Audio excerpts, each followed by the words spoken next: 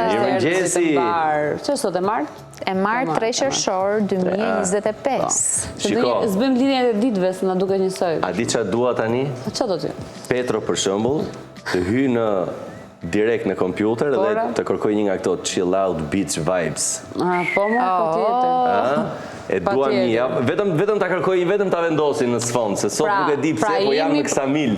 Pra jemi përballë faktit që veshja e bën njeriu. Ti ndihesh sot? Jam në Ksamil sot me mendje, më mungon vetëm një gotë në dorë kështu, edhe. Po ik po ashtu. Jo, s'iki unë. Ik se aq ftuar sa kemi sot. Nuk iki unë, jo, këtu jam. Nuk do ndjem shumë. S'iki sot, ja, aman. Ne nuk shkojmë ne te deti, po sjellim detin këtu. Sjellim detin te këtu. Ky është slogani më i ri i zgjoh me MCN për gjatë sezonit të verës. Sy dhe mendoni veten sikur jeni pa vajtur te deti, se janë rrugës, domethënë, është tani ai momenti që ti del. Me mendje. Me mendje, po me mendje. Çka është këtu, është forca e mendjes. Çdo gjë me mendje. Çdo gjë është në mendje dhe shëndeti mendor me gjitha. Patjetër. Është kryesor. Ndërkohë ju gocat e mia si jeni zgjuar sot, si hyje si gjithmonë, diskutohet. Faleminderit. Por që më tregoni kështu shpirtërisht si jeni zgjuar, se fizikisht nuk ka nevojë për koment. Mirë. Mirë. Mirë. As emocionalisht pas ka nevojë për koment. Bravo. Janë ca gjëra që nuk thuan, domethënë, me idenë që ti si ndihesh, mirë ndje, po jo ndonjë gjë kush e di se çfarë. Tani mund të ndihem pak më mirë. Ngre pak tani edhe. Edhe një diell mëngjesi në Ledë. Një diell po lerë. Se do shkojmë shumë pastaj bave dhe diellim. Do dum sezonin në studio. Më shë hapëm, ata mbyllim. Jemi shumë rregull. Po unë them ta bëjmë gjithë emisionin me këtë në son. Jo. Unë them që ta ndërpresim që ta ndim madje se do të shumë problem. Faleminderit Petra. Kel Guga e përshëndes. Kel Guga i bën kosetet shumë. E kupton? Lëre tash i haj. Diku ande nga Jala për shembull. Po lëre bora lëre tash. Pa. Ose nga Lërmiu. Diku thellë në Lërmi. Nejse. Hajde bëjmë emision tani. Hajde pa. Më fal mendja. Jemi thjesht 3 qershor, ju lutem. Jemi deri në fund të korrikut. Po jemi deri në fund të korrikut tot xhan, si do t'ja bëjmë? As po flisje për sezonin ti. Jo, po flisje për sezonin ton. Po mirë, pasditja është e gjatë. Kështu që edhe pasditja e njerëzve të mëngjesit, pra domethënë, ne kur e mbyllim emisionin, mund të shkojmë. Mund të shkojmë ku të duam. Po, mund t'i lëm kështu të lirë. Prandaj marrim të shtuar. Nëse na lejon trafiku, se edhe dje për shembull për të ardhur në Tiranë kishte shumë trafik, po. Po shiko, ditët e javës zakonisht, qofse ti lëviz, nuk është se shumë e rënduar. Po, me sa më thanë mua kanë ardhur turistët tani. Turistët, po. Edhe është bërë full edhe ditët e javës, po. Turistët me miliona, me miliarda, si shto qunë tanë këtu. Qunat e vëkës, me miliona, me miliarda. Se i dim përmëndësh gjitha normalisht. Sigurisht, ta që është jemi pjesë e familjes. Është pa mundur. Po turista është e vërtet që ka një masivitet dhe ka një shtim të numrit, dhe ajo që kam parë kohët e fundit, janë edhe shtetas turq, që janë në Shqipëri. Po, turq, spanjoll ka shumë, norvegjez, italianët janë si shpizë, këtu ka marrë shpi, kam zënë punë. Gjithashtu. Se italianët vinë për pushime, të kapim një punkte, si puna jonë kur i kema ndesh. Ishte edhe një artikull që ishte interesant, fakt që të paktën Italia, duke pasur parasysh çmimet e Italisë brenda, pra se çfarë mund të ndodhë në zonat caktuara, ata kanë vendosur që gjithmonë të kenë këto destinacionet e rezervë. Por e mira e destinacioneve rezervë, siç mund të jetë Shqipëria, për të shpëtuar nga një turizëm më i shtrenjtë që ti mund ta bësh në një vend tjetër, është fakti që ti vjen dhe pastaj mund të ngelesh si klient i përhershëm këtu në pika të ndryshme. Gjithmonë nëse ti gjen atë çmimin që të volitet. Se mund të vish edhe me mendjen pikë lirë, pikë turistike e lirë. Shikon, krahasim me disa pika, është e lirë, por kur vjen këtu pastaj përballesh me një realitet tjetër. Ti thua edhe në verë ja vlen të rish më mirë në Tiranë, sa ti është në jug. Se pastaj aty nuk bëhet, do ndryshosh mendim pastaj. Gjithmonë varet se si e gjen atë itinerarin tënd. Se ka nga ata që mund të zgjedhin bravo, çadrat e kampingut që gjenden në Jalë ose në vende të ndryshme, varet se si e bën turizmin, por që ka vende shumë të shtrenjta në Shqipëri edhe kjo nuk diskutohet. Edhe për çadra varet sa vende të lira kanë lënë. Po do ta diskutojmë në emision këtë, një ditë do shtrohemi tamam si për plazh edhe do flasim që është me vërtet ky ndryshimi dhe rritja e çmimeve të shazlonit, ndoshta ndryshimi i cilësisë, i shërbimit gjithashtu. Dhe jemi ende qershor, se tani janë çmime të tjera krahasuar me pikun e sezonit. Tani të thot aty, ti rezervon të 4 dhomat e fundit, po desh rezervos. Po pse mashtrojnë gjithmonë kështu e bëjnë? Dhoma e fundit në këtë çmim, rezervo tani. Po. Ndërkohë hoteli bosh. Edhe në booking ashtu është. E 4 të fundit ke shansin. Do të thënë tani ose Po ke abonimin Genius. Po, ama nëse ti do... Po jemi Genius? Po, aty mund të shpëtosh. Aty mund të shpëtosh, po. Dhe, përsa i përket turizmit, për shumë unë kam një nga këto vrejtjet e mia. Se mi shëvin këta, se thotë rej gjenë gjërat më të lira, se që kanë të vëndi vetë. Po, pini me karar të pakten, me Terezi, se vjen orari darkës, ka një përfshirje në rrugët e Tiranës nga turistët që pinë edhe zihen. Zihen? Për shumë para disa ditësh, po ishte pamundur shumë të xhiroja si një gazetare, sepse ishte ora 3:30 e mëngjesit, ishte thjesht e shtunë të gëdhir e diel, dhe një grup të rinj turq ziheshin në mes të vendit, në mes të lagjes, në mes të rrugës, shkaktuan një kakofoni të papar, ishin gjithë njerëzit të dalë nga dritare, thoshin uleni zërin, po ata nuk kuptonin uleni zërin. Jo. Jo, kanë menduar se po i brojisnin, bravo! Ndërkohë kam dyshimet e mia që mund të kenë marrë policinë në telefon, por të pak nga e që pash unë, më rezultoj nga e sa mundet të shija, se ishte me vërtet shqetësim i madh, njerëzit nuk mundën do ta filmonin që ta raportonin si rast, sepse ishte një skenë shumë e shëmtuar në rast të parë, e zënkës, dhe në rast të dytë ishte 3:30 më shpirt. Po mirë, ndodhen janë raste sporadike, po nuk besoj se është bërë ndonjë problem. Jo, përderisa do jenë këtej vërdall, ata nuk pyesin. Nuk do më thënë, të paktën në Shqipëri nuk është se kanë ndodhur shumë probleme nga turistët e UE, përveç rasteve të turistëve anglezë, që ata janë...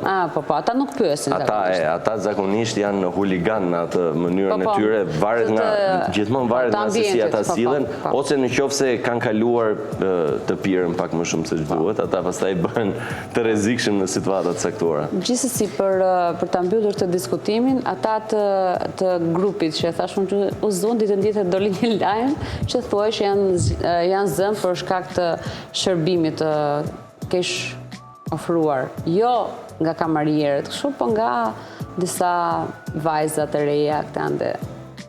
Urdhëro? Ka qenë një keq shërbim. Ka qenë një keq shërbim. Aha, dhe këta zjeshin me njëri tjetrin, pse të shërbeu ti më mirë? Jo, pse ti i pari. Se ti e pari, mirë, me që jemi... Me qënë se kemi mësuar të ushishte nga telenovelat kur ti shërbeve. E fillë, po, zbrylloj. Me që jemi në temat të nxehta, ti ndodhe një fenomen shumë fort... Sa se do nga bëj një kafe të nxehta. Po, e pra dhe unë atë mendova. Direkt, por edhe të nxehtë, por di ndodhe një fenomen... U aktivizua Etna. U aktivizua Etna, shpresojmë shumë që mos ketë shpërthim, por t'jetë thjesht një aktivizim i Etnës. Ai hiri i madh që doli dhe tymi i jashtëzakonshëm që doli nga Etna dje ka friksuar gjithë zonën përreth edhe patjetër gjithë Italinë. Turistët ishin vrapë sipër sepse kishin ikur për ta vizituar dhe për të parë nga afër vulkanin. Tani ishte pa paralajmëruar se zakonisht ekspertët kanë një përllogaritje se kur mund të shpërthejë. Kishte një paralajmërim në çdo moment. Momenti ata nuk i kishin mbyllur vizitat e turistëve. Jo. Kishte ndodhur në fakt një lloj aktivizimi i përkohshëm, të paktën siç ndodh me vulkanët, që jep disa shenja paraprake përpara se të lëshojë tymin, një mbrëmje më përpara, në orën 10 të natës. Po, kishte pasur lëkundje nga të përafërta me tërmetin nga vulkane, por që shpresojmë mos të aktivizohet plotësisht Etna, mos të shpërthejë si vulkan, sepse normalisht do kishte pasoja shumë të mëdha. Po, për herë të fundit që është aktivizuar ka qenë 2024, ka qenë vjet. Po. Në maj, në po të njëjtën periudhë. Edhe është shqetësuar prapë. Edhe është shqetësuar prapë. Por që gjatë kësaj kohe, që nga 2022 ka lënë gjatë gjithë kohës, ka pasur çdo vit nga një aktivizim si vulkan. Kështu që le të shpresojmë që t'jetë vetëm kaq, të paktën, të ketë vetëm tyme dhe kaq. Etna po provokon. Etna po. Vazhdon Etna po. Etna po edhe kunja. Po luan me zjarr. Po luan. Bravo, ja, shefti. Po luan me zjarrin e vet mbi të gjithë. Mbi të gjitha. Por që autoritetet në Itali mund të digjesh vetë. Ashtu, autoritetet në Itali janë shqetësuar shumë. Ora edhe ne nga Shqipëria jemi shqetësuar se flitet që do të ketë shumë lëvizje sismike nëse ndodh dhe mund të ketë edhe gjëra që nuk e kishin. Mund të thanë po, nuk ishin parashikuar zot lashëf, nuk e ke seriozisht. Ma e dorën 20. Ma e dorën. Ma të keqe ndodrat, lutem. Për të kujtuar këtë gjën, që edhe sikur të shpërthej vulkani, po jo pra. Ne nxjerrim kafen përpara. Edhe do qetësohet. Ndalone. Edhe imagjinoa Etna duke pirë një segafredo kështu. Po e të rresh mbrapa gjithë lavën time. O ti pak segafredo ti hedhësh Etnës, shu fat ndalon lava. Po mirë shko provoj. Do të çojmë në Itali se të dërguar i zyrtar. I dërguar i zyrtar, po pastaj të shpëtohet ajo, korrespondenti jon. Bëhem njeri deri unë më në gjithë botën. Po provoj. Provoj një herë. Njeriu një shans në jetë ka. Po. Fundja fare di çfarë do të ndodhi maksimumi? Edhe minimumi, se pastaj nuk ti të maksimum e minimum. Jo, ti do dëgjosh në gjithë botën. Po, do shkruash historinë. Bravo. U bëj famshëm tha para se ta merrte llava. Aman. Shiko. Po, burrat fundja për luftë janë në bora. Për situata të tilla, se ishte një meme djeshtë shumë burr. Burrat tha janë për luftë, nuk janë tha burrat tha si kanë dalë tani që mbajnë çantat. Ato çantat e mëdha, nice për në marrë. Është e njëjta teori që thua ti që burgu është për burra, po unë jam burr. Po unë jam burr për të shkuar në burg. Fundja, ç'është kjo tani? Me që na ish burr. Pun ka mund të shkojmë në burg, e kupton? Po s'pun ka mund në ata. Po, bravo, ata tha le të vazhdojmë punën e tyre. Hajde tani. Bravo. Sot fare. Ja, kemi Sazanin, e? Po, njëshë tha Sazani, se që do bënë nuk e ditë. Po, e ndërkohë procedojmë me Mirë mbledhim trut e kokës se kemi rëshkit. Kemi rëshkit me këtë dy blodhë jemi vjallës. shumë mirë në fakt. Jemi shumë mirë, nuk e di kam. Kemi një gjëndje kështu shumë. I ka. Ec, op, ndaloj. Po unë doja më plot. Më plot se kaq.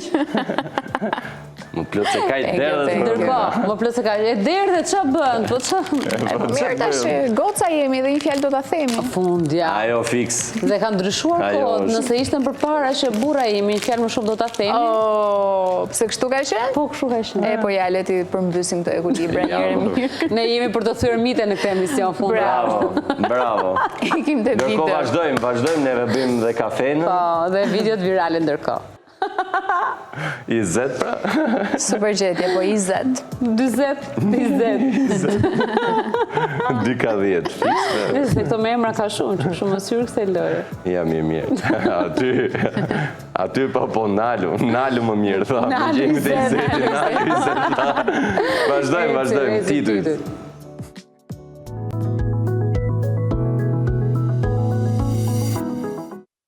Okej, ku jemi? Gjeraldina Vula flet për ndarjen e Ledri Vulës dhe Sara Hoxhës. Ishte befasuese dhe e dhimbshme për familjen. Po, okej. Gjeraldina ka folur, ka qenë reagimi i parë në mos gabojmë i Gjeraldinës për këtë situatë, në lidhje me ndarjen e tyre. Përpara kam përshtypjen që s'ka dashur të përfshihet, ose se ka ditur situatën, e ka lënë.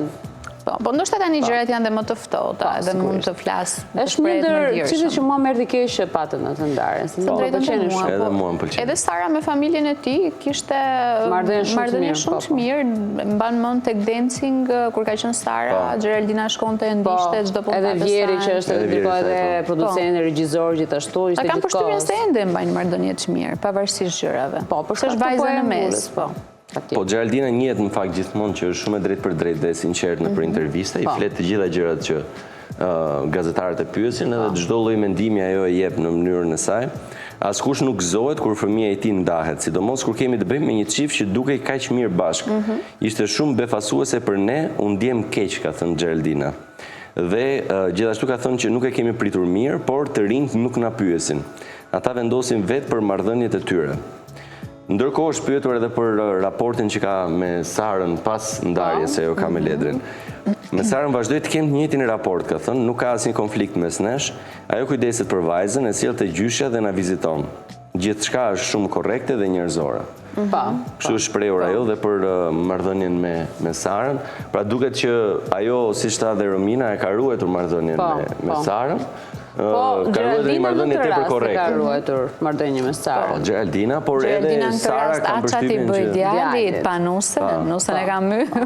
Ose atë që të bën fëmija, s'ta bën as perëndia. Po, me që jemi në vazhdën e shprehjeve popullore. Jemi mirë fare për dërët. Po, shumë pati një gjë, sepse në intervistën që ka dhënë Ledri Vula tek Arbana Osmani, ka treguar një marrëdhënie jo fort të mirë me Sarën. Ledri vetë. Po, Ledri vetë. Pra, edhe kur e mori poem Vulën, e mori në telefon vajzën e tyre, nuk është si u drejtua Sarës që të fliste me vajzën. Ajo sa e pa, ndoshta ajo që... I da telefonin vajzës direkt. Po, mirë. Dhe ka qenë kjo që nuk pritej, po me sa duket do të ketë qenë një ndarje jo fort e lehtë për të dy. Që se gjithmonë kur bëhet diçka publike është më e vështirë pastaj për ta përmbledhur situatën edhe për të mësuar me faktin që ka ndodhur. Kur ke në mes një fëmijë, pastaj përkeqësohet edhe në çikun shumë situata. Duhet të ruash balanca, duhet të ruash marrëdhënien, duhet ta çosh tek gjyshit, por ndërkohë ti nuk shkon me partnerin tënd. Ndryshojnë mendoj. Ka një realisht duhet forcë për të mbajtë ekuilibrat, po Sara ja ka dalë.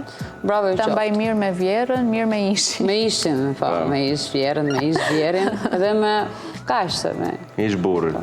Me ish burrin në kismetë, po? Po dhe me ish burrin mirë e kanë mbajtur, se i kanë ruajnë marrëdhëniet për vajzën, për... Po mirë më. E kanë me ditë të përcaktuar, e kanë me kodë përcaktuar. Po, pa tjetër, por që komunikimi është... Shumë çuditshme, shumë... Do të jetë pak traumatike, mendoj. Gjithsesi, paktën këto lloj ndarjesh janë të shumta në numër që po ndodhin, po të paktën kur ndodhin tek personazhet famshëm, që jeta e tyre është publike, ti arrin që ta shohësh pak më nga afër një ndarje, siç rëndon në shumë njerëz të tjerë, por tek ata ti arrin ta shohësh. Dje, madje po më thoshte një zonjë shumë e arrirë në jetën e vet, shumë e suksesshme dhe po më thoshte që kush thot që e kalova ndarjen lehtë, gënjen.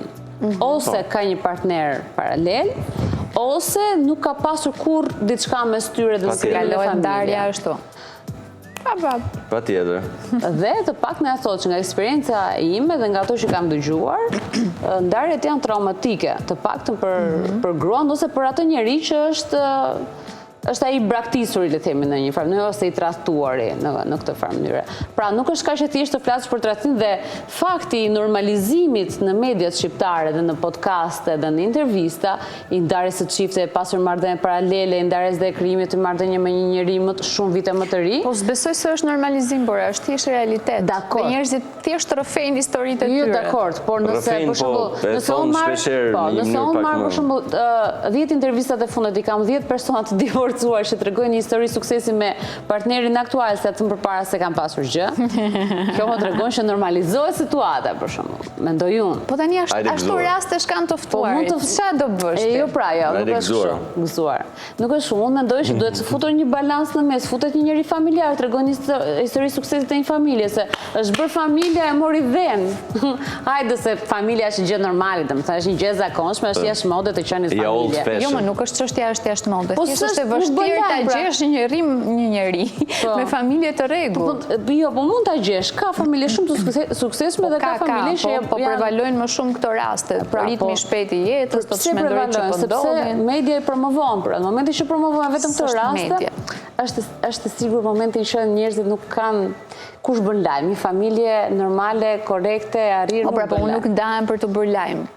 Jo ti më ka mos marrëveshje, unë tjetri.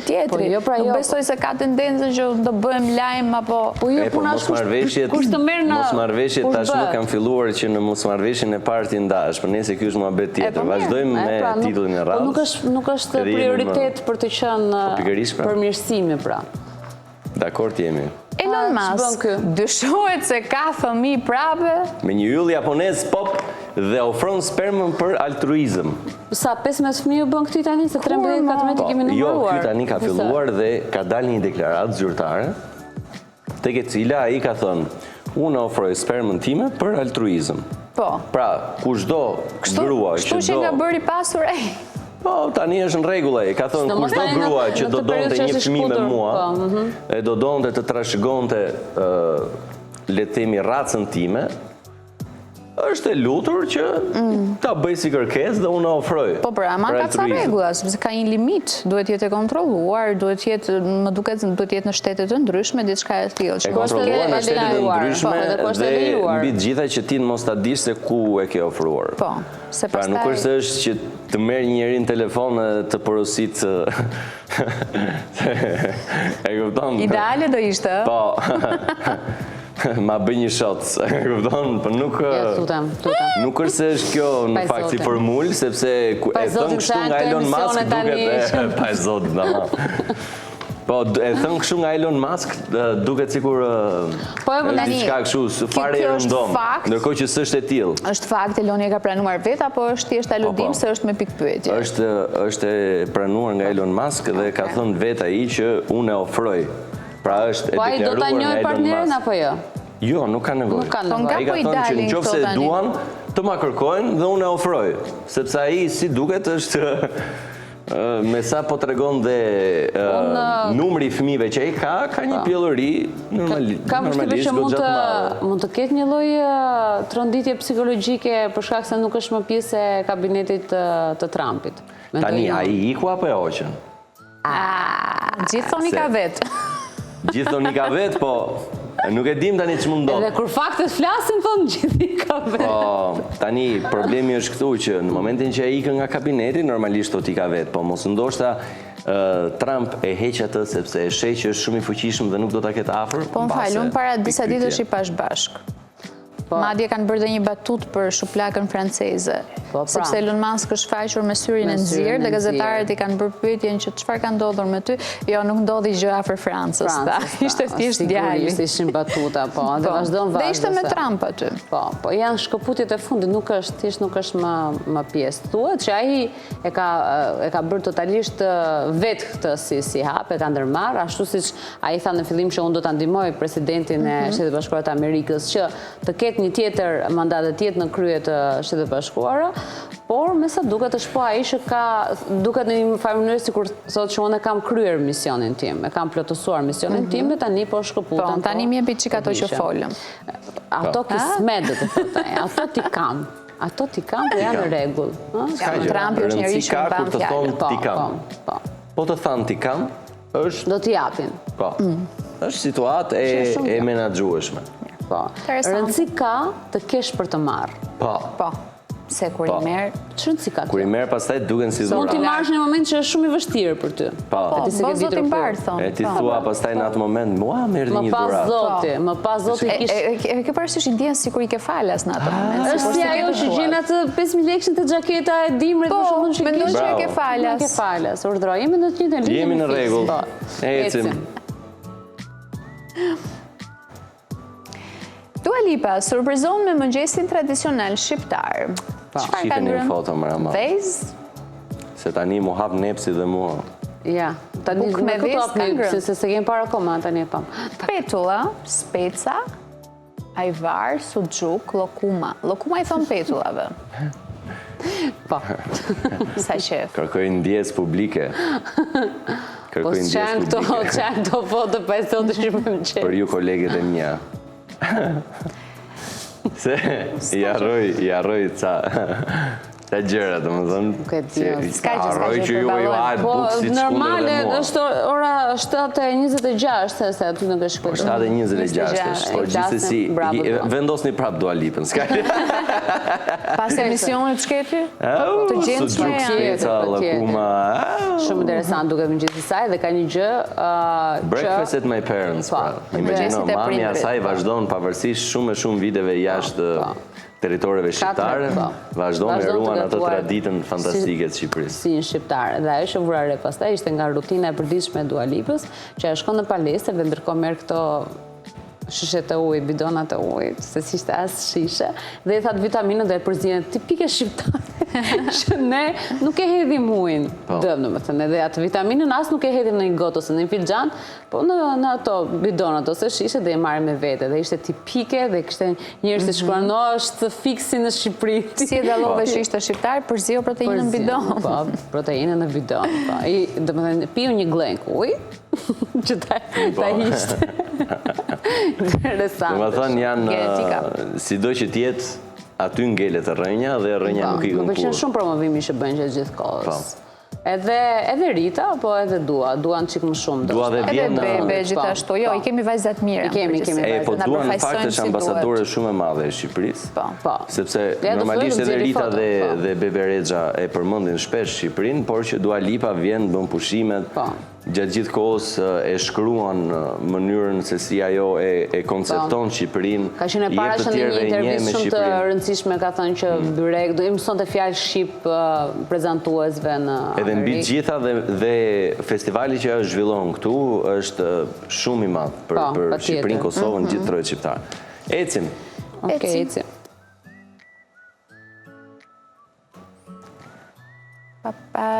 Don Gjoni prezentohet me të dashurën e re, por nuk është ajo që mendoni. Është në makinë, rëzë. Kjo makina që është në foto.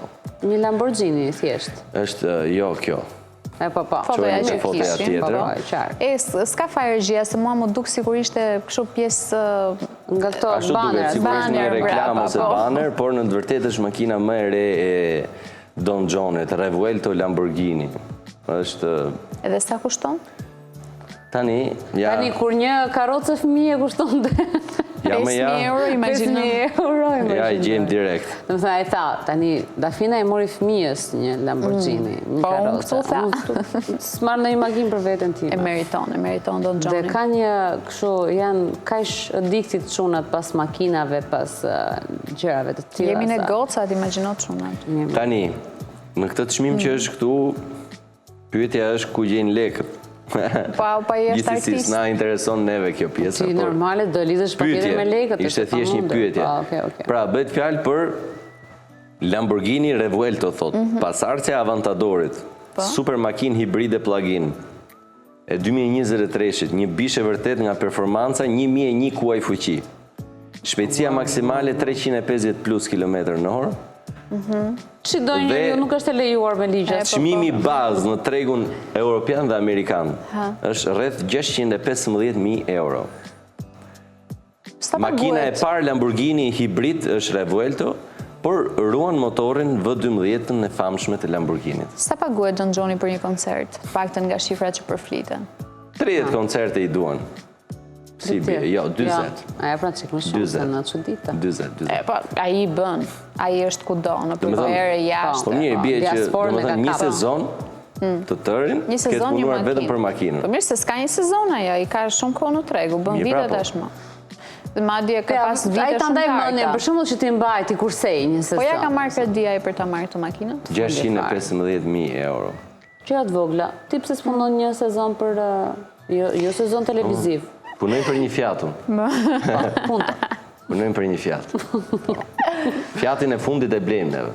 Pse jo? Më falë, mos u anko. Patët votë, që kënë ke parasysh atë 500 që... Po mirë mëri, rritet shmimi. Ore, mos u anko. Se njerëzit kanë të shojnë që ti nuk mbatë njëtët makina. Nuk ankohem, jo. Nuk ankohem. Ato janë këshu, ato janë për të dukur. Do të bëjë foto në rrugë, do të thonë, ja kështë e thotë këshu për Fiat. Ato janë për të dukur. I ka marrë me shera. Shoqëria jonë për të dukur është I ka marrë me shera dhe bën këshu shetë mënd. Ecim, bravo. Ecim. Kemi tjetër? Po. Dhe një të fundit. Kris Jenner përballet me akuza për Photoshop. Po që Photoshopi duhet më të shkretë, si ka bërë gjitha. Ajo tani po ngrien aludime për Kris Jenner, që në të vërtet mund mos ketë bërë ato operacione që ka thënë që ka bërë, por thjesht mund tjetë një Photoshop shumë i mirë që ka dalë në foto. Pra, ne po themi teoritë konspirative në bazë e të fotove, për shumë si që shky detaj këtu. Tani pa tjetër. Së shbrajsh mirë sa shduket, ndoshta. A është perfekt. Si shky detaj këtu që e nëzjerë kështu si kënd 90 gradë gushëm. Pa mirë. Tek ajo pjesa atje. Jo, thjesht ka pak këtë pjesën këtu që duket qafat më e madhe se pjesa e gushës. Po prandaj po themi pra. Edhe Po, këto ndoshta janë aty ka ngjitur akuzat që i rrisha. kanë hyrë njerëzit tani duke studiuar, duke i zmadhuar fotot e Kris Jenner. Ka qenë traumatike ajo që ka ndodhur. Dhe njerëzit kanë kërkuar në rast të parë se të dalë emri i mjekut kirurg. Ka dalë emri. Jo, e ka fjalën që kërkuan aq shumë sepse kush është që ka ndryshuar në mënyrë rrënjësore Kris Jenner, që kështu është e pamundur që mos ketë aludim. Të gjithë ata që bëjnë ndërhyrje estetike gjithmonë përdorin filtra. Ndodh. Po mirë, po duhet një ndërhyrje edhe një filtr mbi ndërhyrje. Po duhet pra, sepse duhet të bësh smooth fytyrës. Se puna është ti, prandaj e bën gjithë ato operacione ndryshime të rreshje. Po nuk të kap mirë fotoja më bora. Bravo. Se nga afër jam e sigurt që ajo duket shumë. Dora e fotografit është problem. Dora fotografit. Drita. Përfaqësuesit e Jenner kanë konfirmuar që ajo e ka kryer si procedurë. Dhe kanë thënë, konfirmojmë që Dr. Steven Levine është mjeku që ka kryer procedurën e fundit e Kris Jenner. Nuk japim detajet më tejshme mbi llojin e ndërhyrjes, por është ky mjeku, pra në qoftë se doni të shuani dyshimet tuaja, flisni me mjekun, që është Steven Levine. Bravo, Steven! Në gjithsesi e ka bërë... Tani që ka dalë emri, kush e di se sa PR mund të jetë bërë aty, që ka shku me marketing me të gjithë vajzat, të gjithë gratë, domethënë që duan të bëjnë një ndërhyrje. Ose ishte punë shumë e mirë në fakt. Jo vetëm se është Kris Jenner. Ishte një punë në fakt që nuk e... Në rast të parë u bë krahasimi si ka qenë. Në rast të dytë çështja e moshës. Të rinohet me 30 vite njeriu për një ndërhyrje, nuk... Pam direkt. Se për shembull jam e sigurt që asnjë nuk të donte të dinte kush është kirurgu Donatella Versaces. Është i njëjti që janë edhe një 15 të tjerë. Nuk është i që ka kërkuar. pasur. Varet se çka ke dhe gusta personale. Ka ndryshuar tani, ka ndryshuar fakti i të bërit edhe këto ndërhyrjet estetike, plastike, gjithashtu, sepse njerëzit nuk duan më ato format e mëdhaja, po duan një finesë edhe në imazhin e tyre. Dhe kjo është një gjë e bukur të paktën për të parë. Pastaj çështja e preferencave është dikush i do më të fryra, dikush nuk i do më të fryra. Ose kush i ka pasur të fryra mund të shfryj. Po, te pjesa e të fryrës pastaj është preferencë fryrja. Sigurisht. Edhe shfryrja. Po, do të thënë ka goca që i fryn edhe bëjnë edhe atë filtrin që i fryn dy fish. O zot. Ka lezet. Po. Si s'të prish kjo bicikleta. Reklama. Okej. Ja ku jemi. Jemi në studio dhe me njëherë do të ikim tek gjagjëza se po mbarojmë për ta gjetur ditur. Hajt. Shkojmë.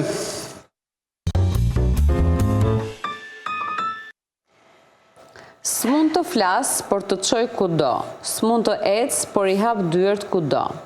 Përgjigjet janë Mendja Memoria, Chelsea. Dhe nuk është asnjë se janë të njëjtat alternativa që ne thamë. Dhe përgjigja është pasaporta. Që turp të na vigjë. Po, dhe tha që do të çuditeni, që se keni gjetur. Dhe ne u çuditëm e vërtet. Po, qëndron. Pasaporta. Se ndonjëherë s'kan shumë lidhje, po kjo bën sens. Kotja. Tu s'ka çato Romina këtu. Cezarit atë. A mund ta gjejnë një gjë po mendova, po. Japim Cezarit, qëndrojmë te Cezari më mirë. Dhe shohim të sotme. Më kërkon shumë, por jo gjithmonë. Shpresë të madhe ke tek unë. Po më deshe, duhet durim. Rregulla të forta kam gjithnjë. Ligji. Ja. Rregulla të forta kam gjithnjë. Më kërkon shumë, por jo gjithmonë. Shpresë të madhe ke tek unë. Po më deshe, duhet durim. Rregulla të forta kam gjithnjë. Që është mepsi? Harta. Ja. Shpresa vetë. Ja. Ke shumë shpresa dhe shpresa. Viza angleze, per. Puna nuk është. As viza angleze nuk është, as puna jo. Okej. A e filloj tani? Filloj. Leku. U hapan kandi me, Parat. Jo. Pasuria, jo. Më kërkon shumë, por jo gjithmonë. Po pse jo gjithmonë? Shpresë të madhe ke tek unë, po më deshe duhet durim, rregulla të forta. Ty është kleçkate, jo gjithmonë. Pse jo gjithmonë? Shumë, por jo gjithmonë. Ndonjëherë domethënë. Ndonjëherë domethënë kur ke nevojë. Në gjumë, në kështu. Kur ke nevojë? Dhe një qetësus në një. Shpresë të madhe ke tek unë. Po më deshe? Shpresë ka... okej. Po më deshe, duhet durim. Rregullat forta kam gjithnjë. Ku shpresojmë shumë në? Ilaçet, jo. Ne prapa, nuk janë ilaçet. Të do kështë bërë ti një shumë? Zoti, besimet. Filloj kureshtja. Asë sekundit? Jo. Ua. Si në afruar fare. Po mirë, ta mbyllim të pjesë të emisionit që ta marrë vesh edhe. Mendojmë vetëm me këtë. Ua. Së të i bësh më t'i gjëgjëzat. Ndrojë, Romina. Po, së do ishte interesante të gjëmë opcionet e këti. Dhe një, po s'javë në opcione fare. Po. është shumë mirë duke i dhënë të pak të një gjëzat. Se të kishën shpresë për opcione, Do ta mbyllja kohën. do ishëm të tre që do bëjnë kështu se dim, të po do jepim sa opcione. Njëra nga ju do t'i kishte bërë gjatë gjëza dhe s'do fliste. Po. Tjetra do thoshte janë dy përgjigje, unë do rria dhe do ishim rregull. Ajde ta mbyllim të emision me kaq. Japim Cezarit, ha? Atë që ta takon Cezarit. E lexojmë edhe një herë tjetër, e nxjerrim final. Po. Më kërkon shumë, por jo gjithmonë. Shpresë të madhe ke tek unë. Po më deshe, duhet durim. Rregullat forta kam gjithnjë. Mendoni. Okej. Mendoni se në të vërtet është shumë e thjeshtë. I keni të gjitha ato detajet për ta gjetur. Dhe dërgoni përgjigje në Instagram, Facebook, TikTok, posta ime elektronike që dihet tashmë Rejbezhani @mendohuni se kush është përgjigja.com. Bravo. Teksti. Teksti.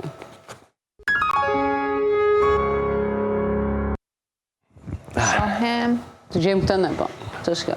Unë luj masteje, që bom për mu. Alun, masmeje. Që janë këto për zotë? Si se ti ka mund këtë? Filmat me ty, unë i lo në repeat. Mrenat e ti, unë shoh dit. Kate O'Reilly, si jam që dit. Tu vozit, dorën të majon ty. Nuk e shoh rrugën, unë të shoh ty. Ka jena të shku, ta lexoj në sy. Bohesh ma unë se unë bash jetu më pëlqy. Fenomenal je ka dukesh ti. Nuk je normal kur lasdrohesh ti. Kur të ves amdon, nuk menohesh ti. Unë luj mas teje. Mas teje. Veç po du me dit, qa bom për mu? Alun mas meje? Pu. Alun mas meje? Ja. Kur më ki mu, qa po tanin? Problemet e tua i mbaj mbi shpin. Po. Ta mushi lule e krejt shpin. Lahim shi kur ka vetë tim. E nëse ki ftot, unë ta mbaj ngrot. Unë jam weekendi jot, thirrëm me lujt sot.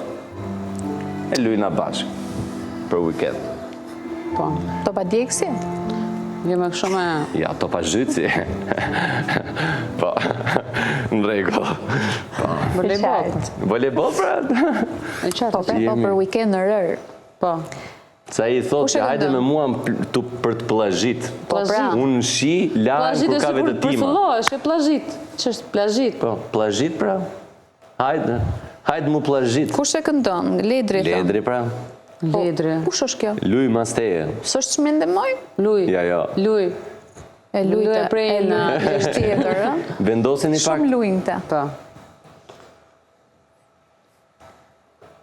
Mirë. Si ishim. Se pas kam dëgjuar, por ritmi ishte i lezetshëm dhe vajbi gjithashtu. Komplet plazh. Po imaginoja volejbollin gjithkohës. Lojë maste. Po. Prandaj se kjo topa djeksi, topa zhytsi. Po, prandaj po themi. Qartë, jeni shumë të qartë, jeni në sinkron. Kështu jemi. Super, jemi, po jemi dhe me ndonjë alergji tek tuk. Po marrin vesh, është viroza, jemi bllokuar nga alergjit ndryshme. Apo janë polenat? Sa i nat kanë polenat. Kam përshtypjen se kam mbaruar pak ajo periudha e polenave. Ka njerëz kam parë dje unë që kalonin nëpër këto, sidomos rrugët që ka blir, është pema e blirit. Janë vetëm me teshtima dhe ato teshtimat i kalojnë njerëzit në enjtje, në fryrje të fytyrës. Ka menduar se është viroz?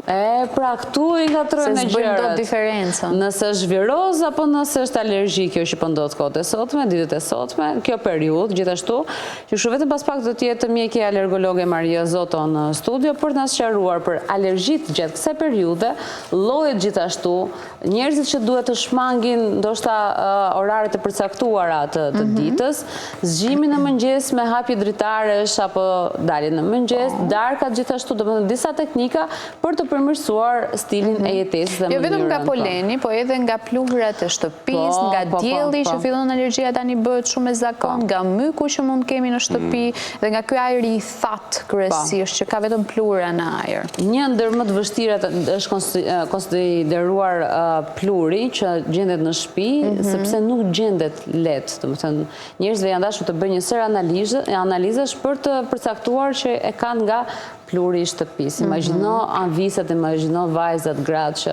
janë në shtëpi gjithkohës që duhet të bëjnë punë. Edhe ta ngrenë plurin kështu lart duke pastruar. Po, imagjino. Do t'jetë e tmerrshëm për ato në fakt. Okej, mirë. 3 qershori dita botërore e biçikletave, shumë interesante ishte kjo gjë dhe aq më tepër do të flasim për, meqense ne në Shqipëri, sidomos në Tiranë, kemi një vend të dedikuar, një gjithë rrugën e dedikuar për biçikletat. Derisa ve kryqëzimi. Ka korsi. Po, domethënë është bërë një korsi makine dhe një korsi biçikleta. Nuk ka më kështu vajtëardhje me 2 sense kalimi. Biçikletat kur janë në korsinë e tyre, nuk duan t'ia dinë fare a ka njeri apo jo aty. Por gjithsesi unë them që të flasim për anët pozitive, po, se çdo të thotë që të jesh njëri që ikë me bicikletë, jo në rastin e rejtë, sepse kjo nuk e ka mësuar dhe nuk ta mësoj kur bicikletën, thotë që biциkleta mësohet që në moshë të vogël, nuk ka më shanse. 2 metër ty unë filloj bicikletën, ta mësojmë ato 2 rrotat e vogla. Që kështu, do kemi 2 të ftuara, 2 vajza vetëm pas pak, që është Paula Gjoshi, fizioterapiste, dhe na flet për të mirat që ka të qenit një cikliste, një njeri që dele dhe të gjitha punët i bën me bicikletë, ndoshta edhe vozitje. Në përditshmëri, jo vetëm fundjavave që mund dalin për Po, pra, se ashtu mund dalësh dhe familjarisht. Po. Ndoshta kështu gjatë ditës që ti lë makinën dhe vendos të marrësh bicikletën për të kryer një sër punësh. Paktën edhe për aktivitetin tënd fizik, sepse mund të ndihmojë. Okej, dhe më pas? Më pas në studio vjen Noel Hoxha, i cili është prezantues, aktor, një showman i vërtet, është vetëm 14 vjeç dhe është bërë shumë viral në rrjetet sociale, me një angazhim shumë madh që ka jo vetëm në video që publikon, por edhe në teatr, edhe në si staf për shembull i festivalit të 63 të fëmijëve në Shkodër, dhe ka fituar dhe një çmim në fakt që e kam pagzuar si vazhdim i stafetës shkodrane sa i përket bejteve. Është kampioni i ri në bejte, 14 vjeç dhe i kompletuar nga gjitha anët. Po bën namin në fakt, e shohim gjithandaj edhe rrjetet sociale. Është fiks nga ata djem që ti sheh dhe thuaj që ky patjetër do bëhet dikush në të ardhmen. Sigurisht, domethënë ai televizionin e ka nisur, median e ka nisur, që kështu do të na i thosë se çfarë ka ndërmend të bëj. Okej, më pas vjen në studio, ose mund ta kemi në lidhje me Skype, nutricioniste Martina Çoba, e cila do të na flasi për përdorimin e qumshtit të lopës, të deles, të bis tek fëmijët. Pra, praktika që janë ndjekur dhe vazhdojnë të ndiqen kur në mungesë të qumshtit të gjirit të nënës merret dhe konsumohet qumshti i lopës, i dis ose i deles, direkt drejt për drejt nga fëmijët. Ka nga ato foto dhe video që kanë dalë dhe në fakt njerëzit e njohin si procedurë, që përpos që nuk bëhet pasterizimi, por i marrin fëmijët dhe i vendosin direkt tek lopa, tek delja, tek vija. Mirë, këto mund të jenë ndoshta raste kështu çuditëra të vjetra, ndoshta nga gjyshet tona, po. Po, e kishte nxjerrë para disa ditësh Dafina Zeqiri, që po dëgjoj raste të çuditshme që ndodhin në Shqipëri, që në mungesë të qumshtit të gjirit të nënës, duket shumë e çuditshme. Po, okej. Tani si bie fëmijët, po jo, duhet të jetë traumatike, nëse mund të përveç traumatike. Aman, mos na çof Po, tani aty. unë mendoj që duhet të jetë e pashëndetshme, po gjithsesi Matina çopën e sqaron. Edhe qumshti Dhe qumshti duhet të pasterizuar dhe nuk ka se si të jetë në kushte të tilla, po pse e bën Jo, më njerëzit të të gjë? mësohesh me mikrobet që kur je i vogël. Të bëj mirë, më tritet. Po, me mikrobet. Eci më mirë, horoskop edhe kthehemi pas pak.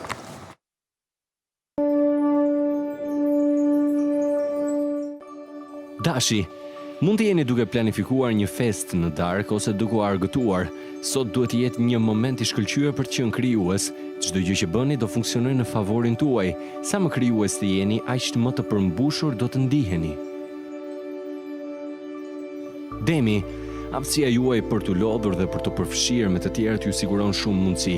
Mund të kaloni shumë kohë sot duke planifikuar aventurat e një farë lloji. Në fakt, çdo gjë që ju nxjerr jashtë nga shtëpia duket se ju sjell një farë zgjerimi intelektual emocionues. Binjakët, do jeni plot energji sot, në qoftë se mund të shfrytëzoni këtë energji, do arrini shumë. Dielli do ndriçojë fort këto ditë dikë dhe kurioziteti juaj ju çon në drejtime të ndryshme. Asnjëherë nuk qëndroni dot në një vend për një kohë të gjatë dhe do zbuloni se do të lini një impakt të fuqishëm sot. Gaforja, kjo do jetë një ditë e shkëlqyer që do i sjellë sukses projekteve tuaja.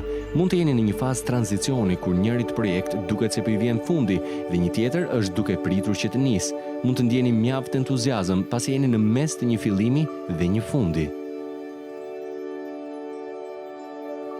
Luani, një rishikim i kujdesshëm i financave tuaja mund t'ju shtyjë që të ndiqni rrugë të reja.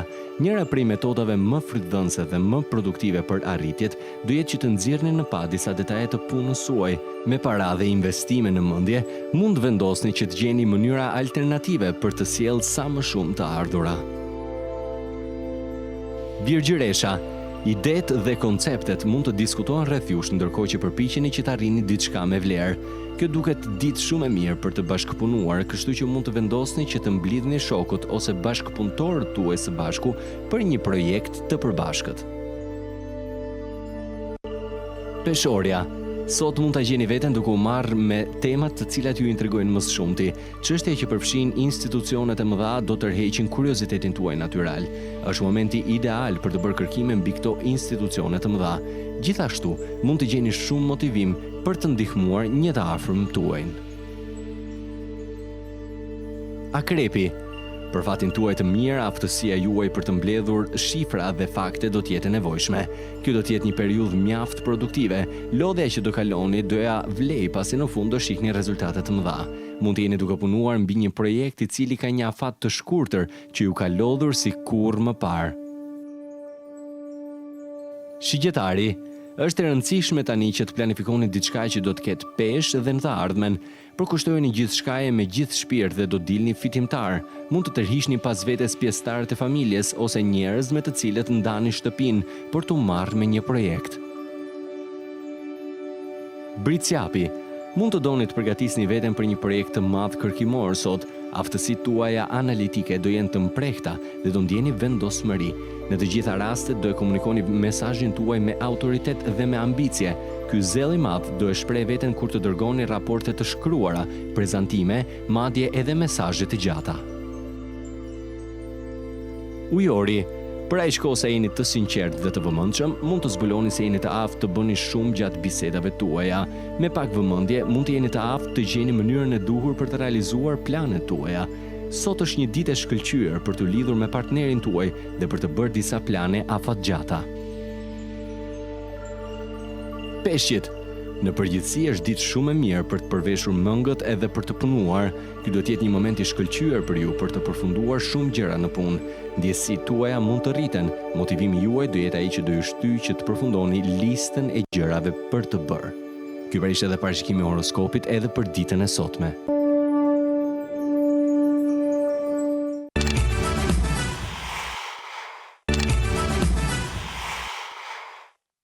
Jemi në studio studio jemi rikthyer, biseda pa diskutim që ka nisur, se cili ka ndonjë nga ato simptomat që e ngatron nëse është viroz apo nëse është alergji. Dhe nëse është alergji, i cili të lloj alergjie dhe me çfarë kemi të bëjmë kohët e fundit dhe ditët e fundit që në fakt shohim njerëz në të shtima, në koll, të entur gjithashtu me këto pengesë në frymarrje. Të gjitha këto informacione do na japi sot doktoresha alergologe Maria Zoto. Mirëmëngjes, mirë se erdhe, shumë kënaqësi të kemi. Mirë se erdhe doktoresha, kënaqësi. Dhe shumë komplimenta se ke një diell, ke një rezapim, një energji shumë të mirë. Po. Dhe të kishim me Skype në fundit, prandaj nuk e kishim këtë vibrim. Gjithsesi flasim për një situatë që në fakt duket sikur për disa njerëz mund të jetë problematike, dhe siç është alergjia, po disa të tjerë nuk arrin ta dallojnë dot nëse kanë viroz apo alergji. Dhe ku e bëjmë konstatimin? Në fakt, alergjia po bëhet goxha shpesh, për llogaritet se në Europë 1 në 3 europian vuan nga alergjia. Ne ndoshta nuk kemi fiks stilin e jetës europiane, po ne po imitojmë atë, dhe ndoshta do shkojmë në këto shifra. Kështu që po, duke qenë se është e zakonshme, po nga ana tjetër dhe virozat janë akoma të zakonshme, edhe muajin e fundit kemi pasur virozat rrugët e sipërme respiratore. Mund të ngatrohemi, por zakonisht një viroz i kalon simptomat për pak ditë, për 4-5 ditë. Më thënë, pjesën e bllokimit të hundës, pjesën e të shtimave, rrjedhjeve të hundës, mund t'i kenë njësoj, por në alergji, këto të shtimat kthehen prapë, nuk mbarojnë.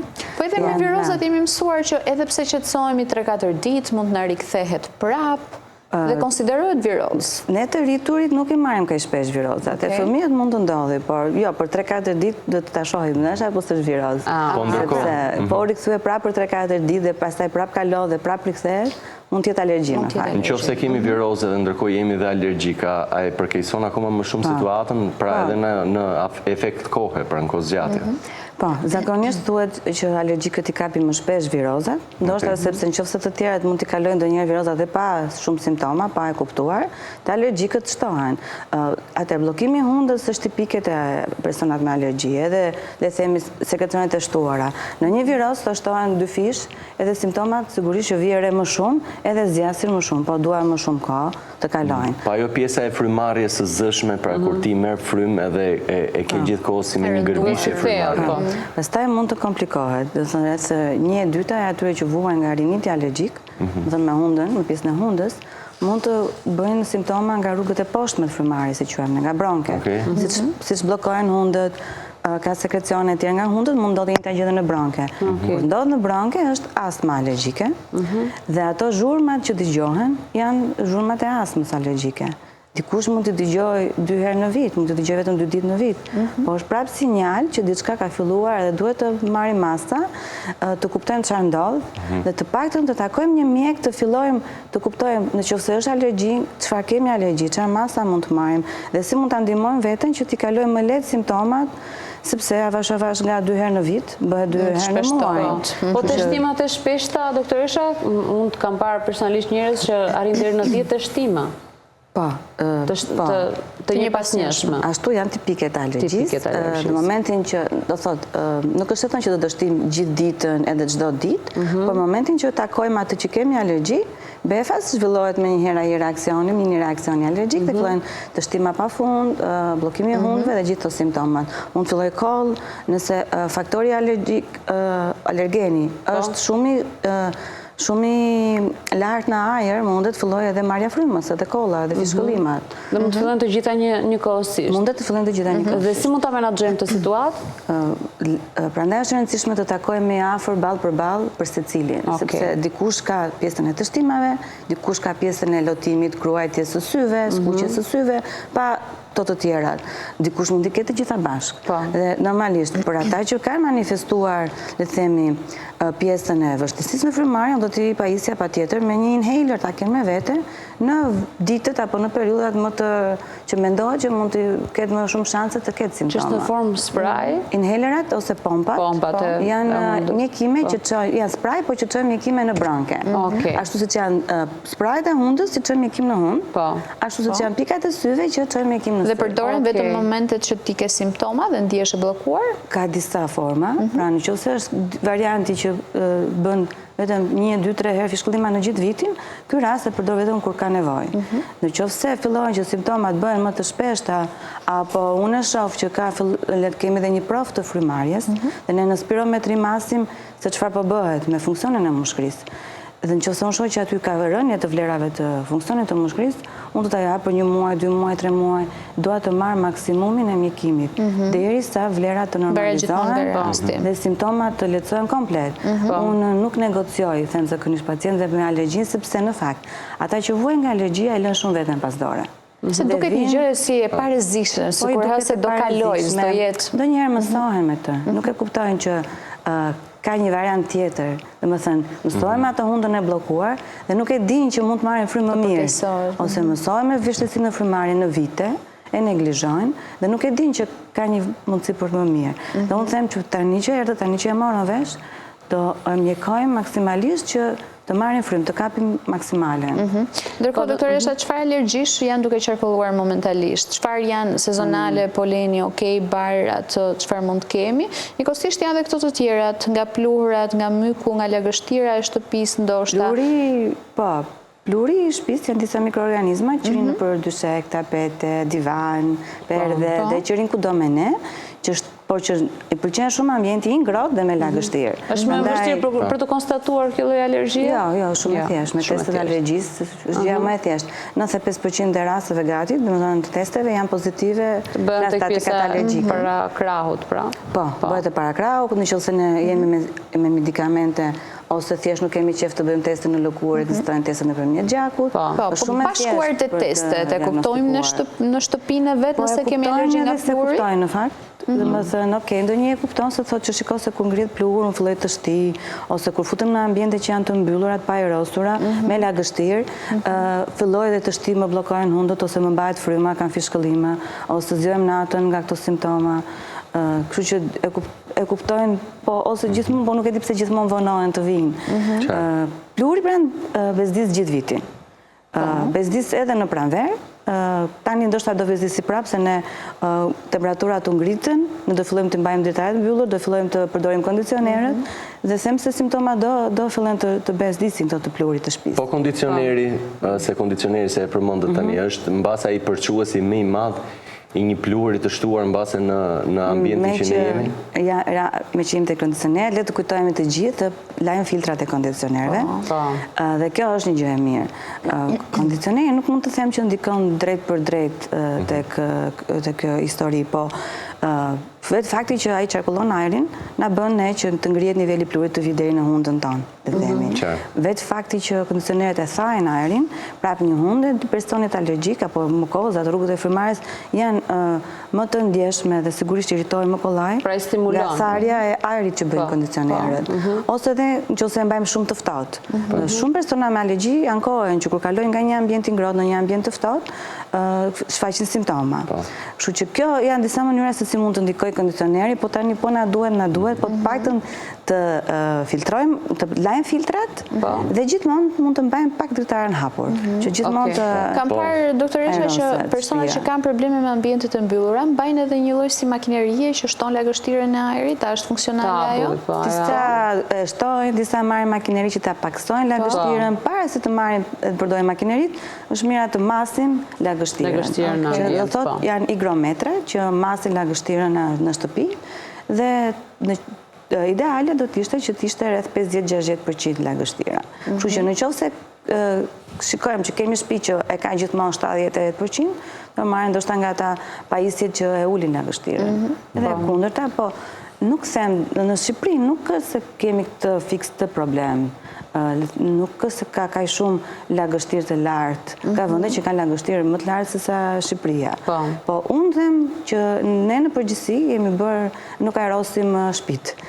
Portojmë të hapim dritaret, kemi mbyllur grilat dhe nuk lëm as diellin të hyjë në shtëpi. Mjafton të shikoni duke ecur rrugët e pallatet dhe shikoni që shumica janë me grilat mbyllura. Po, dhe kjo për shumë arsye. Fatin edhe ambienti jashtë mund të jetë më me plurë se sa mund ta hapim pra. Po, ndërkohë studime në fakt që thonë që ambienti brendshëm, ajri në brenda është më i ndotur se ajri jashtë, sepse në brenda kemi përdorim detergjentët, gatuajmë, janë plurat që thamë, mund të jenë kafshë shtëpiake. Vetë frymarrja jo. Pra duhet patjetër që të ajrosim shtëpia do ajrosur shtëpinë. patjetër. Ndërkohë, këto janë disa shenja që ju i listuat, por ka persona që e kanë të shfaqur në lëkurë, me anë të disa puçrave të vogla, dhe duket konstatimi më pas si e ndani ju mes alergjisë dhe një reaksioni. Manifestimet në lëkurë pastaj të alergjisë janë të ndryshme. Tipike është dermatiti atopik ose riebulla që shfaqet në fëmijëri, po mund të shfaqet edhe në çdo moshë. Jo them gjatë sa periudhe ka ndodhur që mund nga ato alergji. Çdo vit në çdo moment të vitit mund të kemi. Mund të kemi manifestime në lëkurë, këto ditë për shembull, po shoh shumë manifestime të urtikarjeve, janë ato që pufkat që ngrihen në lëkurë që bëhen sikur kemi prekur hithrën. Në qoftë se këto urtikarje do shfaqen befas menjëherë pasi kemi marrë një ushqim apo kemi marrë një medikament, dyshimet janë shumë të larta që mund të jetë reaksion alergjik ose anafilaksi. Në qoftë se këto urtikarje janë prej disa ditësh, duhet të hetojmë me çfarë ka takuar pacienti këto ditë. Ndoshta mund të jetë thjesht një viroz që bën urtikarje.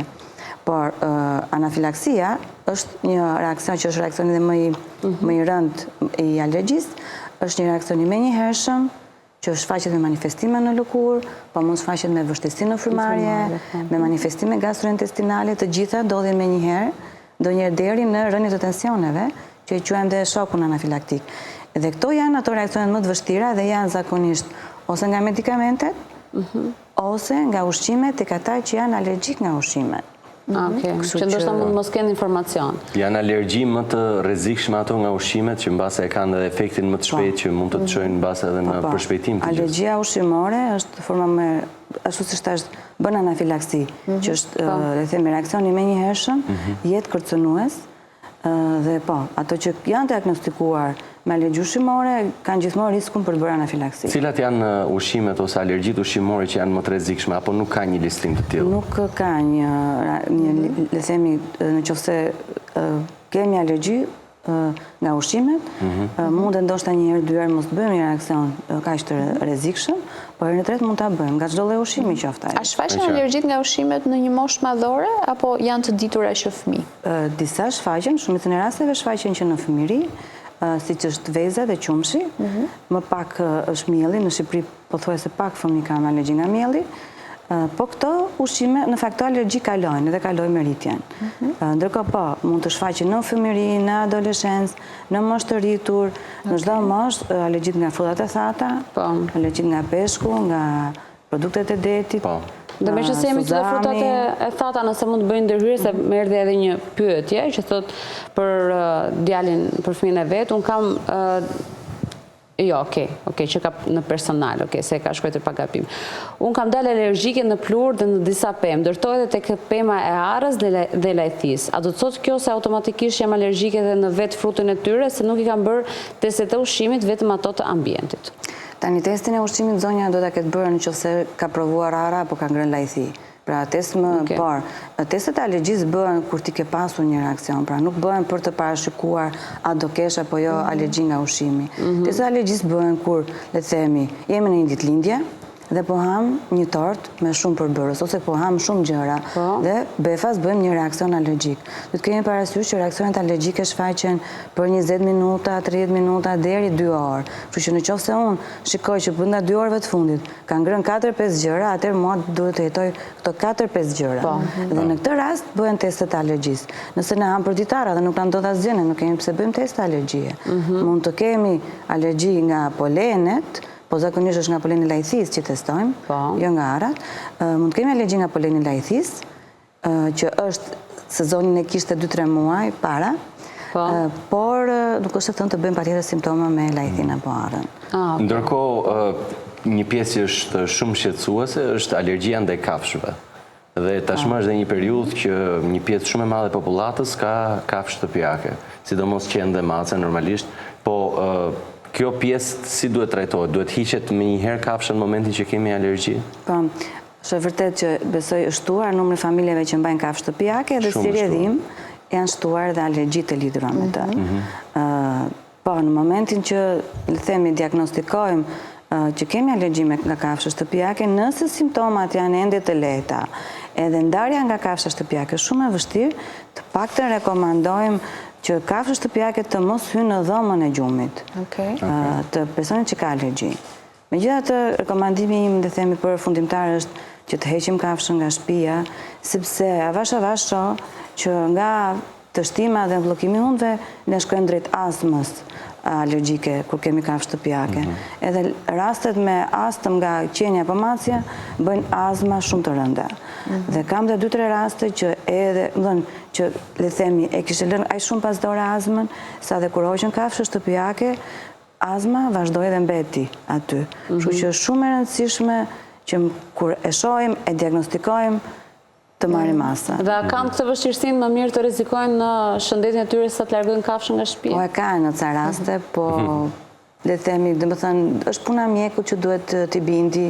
Pastaj që mos ta lënë, ideja është mos ta lësh kur ti të ketë avancuar aq shumë sëmundje sa që të detyrohesh ta heqësh kafshën shtëpiake për hatër të, le të themi, të një rëndimi astme të përnatsshëm. Po. Kështu që është më mirë që të marrim masa më përpara. Po. Doktoresha, edhe diçka të fundit sa i përket alergjisë nga dielli. Fillon dielli është bërë më i nxehtë dhe fillojmë direkt të reagimet lëkurë, apo çriza të vogla, çfarë duhet të bëjmë? Në këtë, le të themi, në pranverë, dielli ka forcë më të madhe dhe alergjia nga dielli shfaqet më shumë tani në pranverë. Dhe zakonisht vihet re sepse shfaqet me skuqje dhe iritime të zonave që janë më të ekspozuara. Po patjetër që duhet të mbrohemi nga dielli, të shmangim, le të themi, nëse nuk shmangim të daljen, të paktën të përdorim kapele, kremin e diellit e tjerë. Dhe pastaj të bëjmë planet për pushimet mundësisht të shtym nga fundi gushtit, nga shtatori, se atë natë fuqia është më e dobët edhe ja dalim ban të bëjmë pushime pa alergji. Rekomandohet se po thot 50? 50, po, faktor të lartë, po. Faleminderit shumë, doktoresha. Shumë kënaqësi dhe faleminderit për gjithë informacionet. Faleminderit shumë. Ditë mbar. Faleminderit edhe për ty. I kemi në reklama, kthehemi pas pak.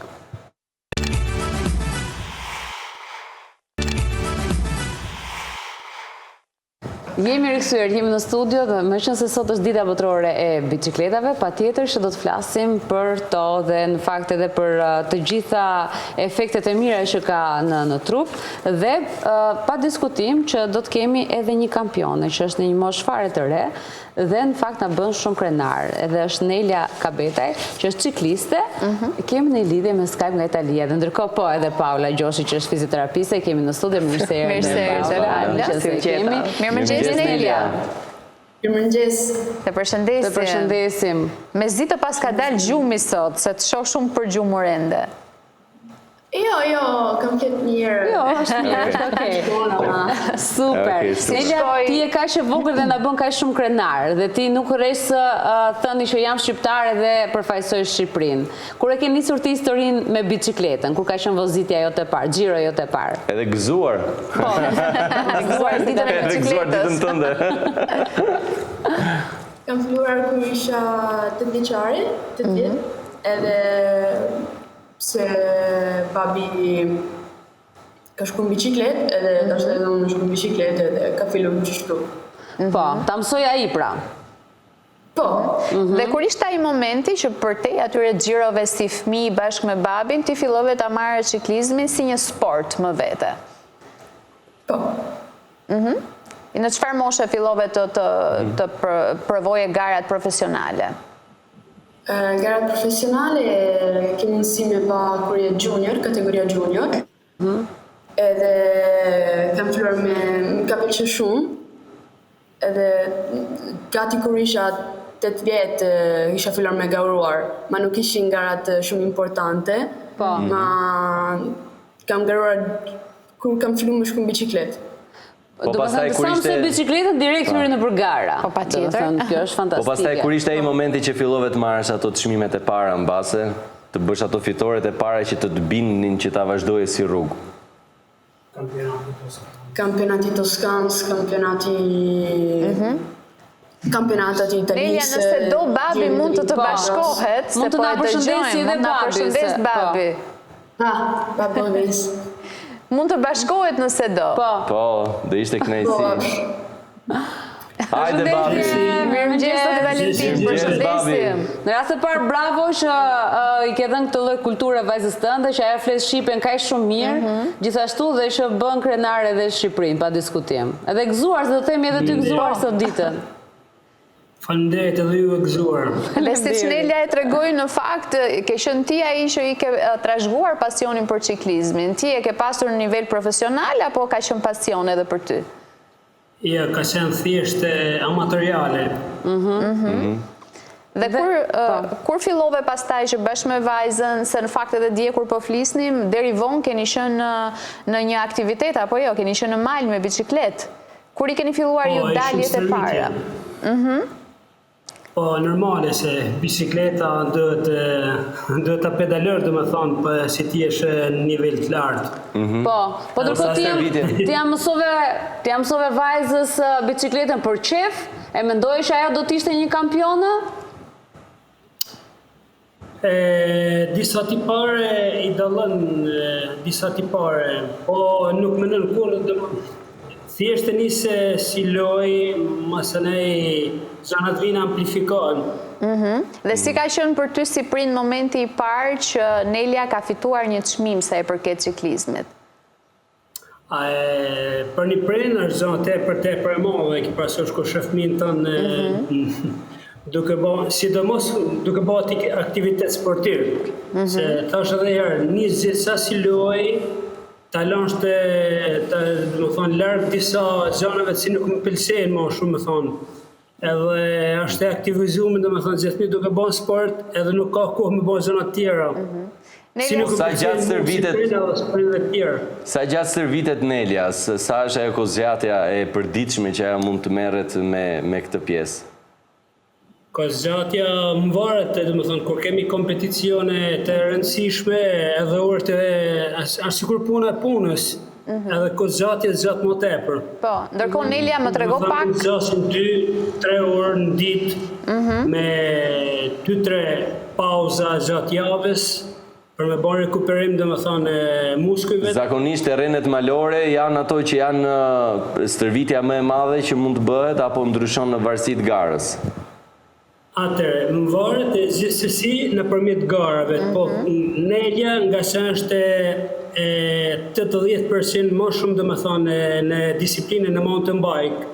Është e detyruar, dhe më thonë, të bëjnë shumë malore dhe shumë dysheza teknike. Edhe në terrenet vështira. Terrenet shumë vështira. Po, Nelia, si ka qenë për ty momenti i parë që ke fituar një çmim? Sa vjeç ke qenë dhe si e mban mend atë ditë? Kampionati Toskanës. Kampionati Toskanës, pëse ishin garat se bajnë. Edhe ishte një kampionat që ishte në emri Mondialito, ishte një garë shumë e vogël, ma t'i jepin triko, edhe për mu ishte një gjë shumë Dhe ndërkohë të flasin pak edhe për anën tjetër, sa të kanë ndihmuar ty bicikleta në jetën tënde, për qenë më aktive, më sportive, a je dëmtuar ti ndonjëherë? Shumë herë. Shumë herë, është dëmtuar disa herë, se normale, se edhe rëzër, bicikleta dënë ekuliber, është sikur jeta, duhet të lëvizësh, për më dhenë në ekuliber. Më pëlqen krahasimi jot. Është sikur jeta. Po ndërkohë më thuaj ti, Nelia, sa i vuajt e ti ato rrëzimet dhe dëmtimet për të dorëzuar ose për të vazhduar rrugtimin? Nuk kam kuptu. Pra, kur ti je rrëzuar, ke menduar ndonjëherë që të ndalosh këtu garën ose bicikletën nuk të hipësh më? Jo. Jo, pse që a je rrëzu, nuk ke basi gja, ke prish një krahë, jo. Ashtë stimul. Ashtë stimul, pse je rrëzu, ke kuptu se ati është limit, kufin, edhe nuk keme shko ma nalë se kufin. Po. Dhe ti fillon edhe një më shumë pastaj edhe veten edhe faktin e të dhënit, e të pedaluarit bicikletës. Po. Okej, se kuptoj babi pësa. Ndërkohë, cila është gara e radhës? Gara e radhës jemi në Shqipëri. Në Shqipëri, okej. Po, tani këtë fundjavë, Nelia ka një garë në rrugë, Dhe është garë rëndësishme, sepse është garë mi se 100 kilometra, road race, kurse garën e radhës si kemi në Shqipëri është kampionati shqiptar. Fantastike. Në rrugë. Ne do ju presim kur të vinë në Shqipëri. Ne pritëm Giro d'Italia, nuk do presim kampionën tonë, do ishte e pamundur. Ta kemi këtu intervistën e radhës, pastaj në studio. Shpresojmë shumë që të fitoni çdo garë që të shkoni dhe shumë suksese në vazhdim. Suksese në la. Faleminderit shumë Nela. Po të lëm të shkosh në shkollë tani. Ditë mbarë edhe për ju, Ditë mbarë, gjithë mira. Mirupafshim. Suksese.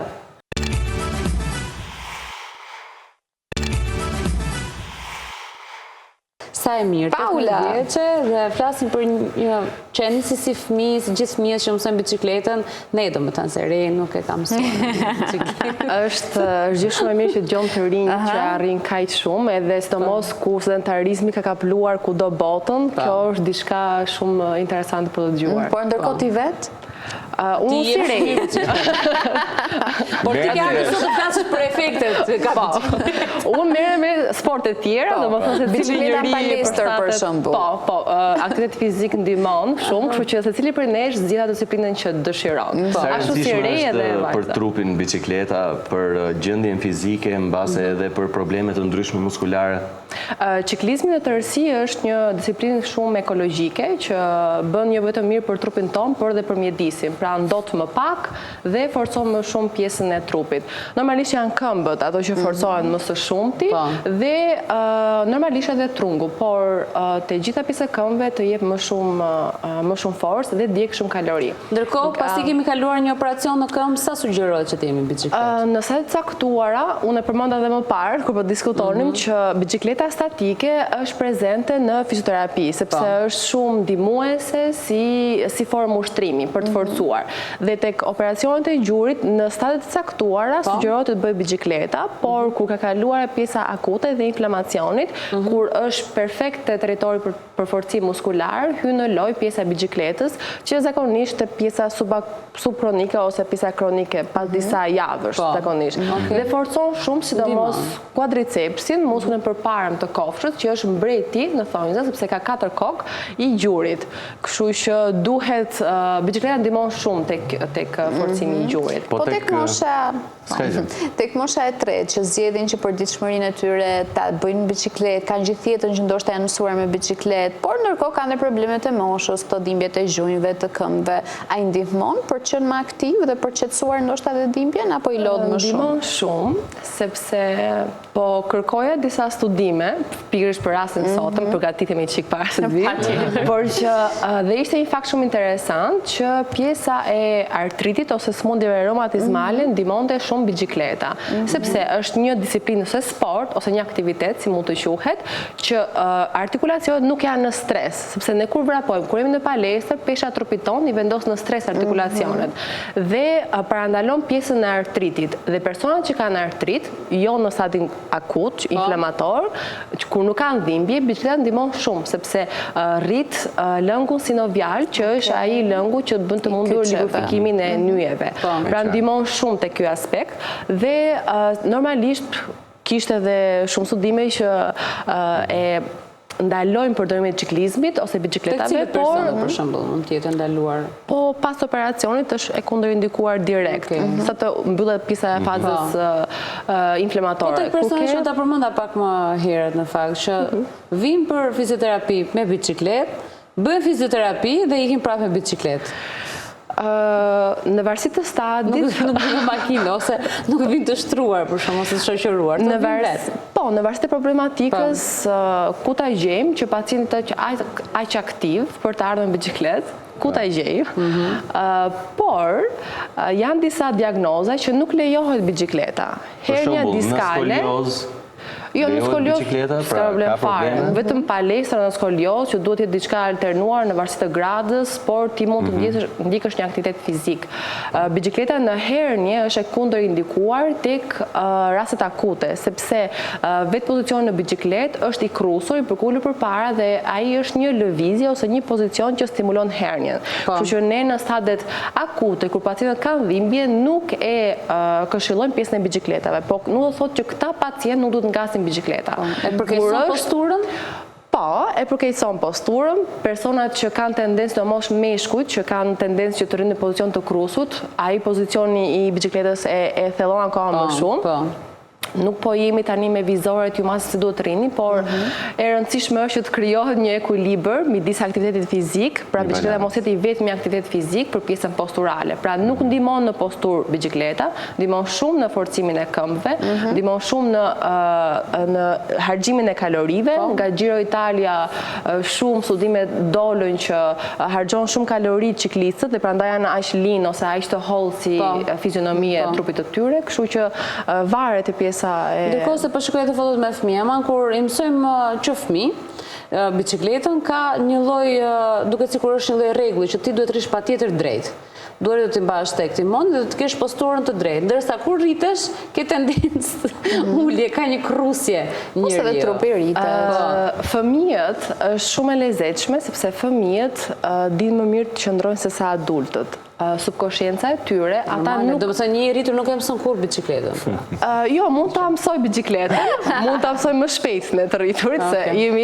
Por, te pjesa e posturës, fëmijët mund të menaxhojnë pa e mësuar shumë mirë ti dhe vetë, sepse vetë subkonscienca e tyre është krijuar e ti, nga gjithësia ndoshta, por është krijuar që ata të adaptohen shumë shpejt me natyrën dhe objektet rreth. Adultët, ne jemi produkt i sedentarizmit dhe i mungesës së aktivitetit fizik, normalisht që ne marrim ato posturat tona që favorizohen në varësi të punës. Kështu që nuk mund të them që fëmia është si dru i njom, merr formë shpejt, kurse ne të rriturit duam pak sa... më shumë fëmijëve të ta dinë biçikletën, ta mësojnë. Po, e para se do jenë pjesë e aktivitet fizik, normalisht, dhe parandalon shumë probleme kur ata të rriten. Zgjatje biçikleta tek fëmijët, nëse e përdorin sistematikisht? Varet sa i gjatë është i mund para. Bazohemi më shumë te gjenetika. Flas për pjesën e gjymtyrëve. Jo, nuk është se mund, të paktën se kam lexuar ndjenin time ndonjë studim, por te pjesa e gjatësisë është që faktori i rëndësishëm është gjenetika, edhe stili i jetesës në të rësi i shëndetshëm, nuk është se do të bëj çudina me biçikleta, apo është biçikleta faktor kryesor për të këtu këmbët. Ajo mund të rrit perimetrin e muskujve, perimetri i muskujve mund të shtoj kockën, por për ta zgjatur atë nuk e di, ndoshta shumë, thjesht është densi. Ndërkohë ne kishim edhe kampionën vetë që na tregoi pak edhe për rrezimet që nuk e bën atë të ndalonte, po ka njerëz që nuk janë kampion, po ikin dhe bëjnë punët e tyre me biçikletë dhe në rrezimin e tyre, qoftë disat, ka rrezikuar dhe jetën duke thyer golganin, pra pjesën e legenit. Sa të rrezikshme janë rënjit të tilla dhe në fakt edhe nga eksperjenca jote, nga pacientët që mund të kenë ardhur? Jo vetëm që janë rrëzuar direkt, po janë dhe traumat indirekte tek biçikletat për shembull, sepse nga trafiku i tmerrshëm këtu në Tiranë, hapja deri makinat, janë rrëzuar pacientët. Normalisht, fëmijët, rrëzimi është pjesë e jetës, po e marrin në vija më të gjata, dhe është pjesë çdo suksesi. Normalisht, ti për të mësuar diçka duhet të rrëzohesh dhe të mësosh sa më shumë. Tek adultët, normalisht është pjesa e kujdesit. Adultët e kanë më në kontroll këtë pjesë. Pra, janë më të kujdesshëm se fëmijët. Ne ka thënë për shkak të të lartësisë së biçikletës, është ajo rreziku edhe ekuilibrit që duhet të ajo është diçka që duhet të përshtatet me biçikletë, sepse unë që jam njëri i shkurtër, duhet të marr një biçikletë që përshtatet me trupin tim. Dhe nëse është biçikletë me rrota gome apo se kemi të ndarë biçikletë të grash, burrash. Po edhe di që ndahen në bazë të dëbore, dimërore dhe rore, me rrota të trasha, me rrota të thjesht përshtatet, edhe normalisht edhe në bazë të stilit që ti pëlqen. Po, interesante, është okay. Hajde gëzuar për gjithë që din të japin biçikletën sot edhe me kujdes në trafik. Është i mirë që s'vin në punë me biçikletë. Me kujdes në trafik. Po, jo, ata janë të favorizuarit në këtë histori, sepse kanë korsi më shumë se sa makinat. As nuk diskutohet. Nëse do arrije më herët, mendoje biçikletën. Po, fiks. Me biçikletë do kisha arritur janë gjitha banderolat në qytet. Mendo biçikletën edhe lër skuterin. Ajo banderola është në autostradë, fiks. Reklama kemi pas pak, faleminderit. Faleminderit juve.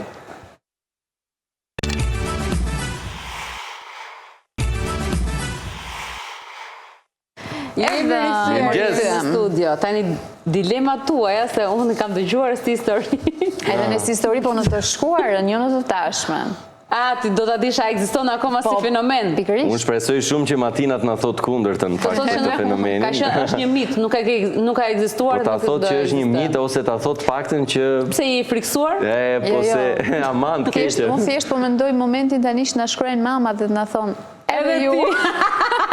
Do jetë fantastike, Matina, mirë se erdhe, mirëmëngjes Matina. Mirëmëngjes Matina.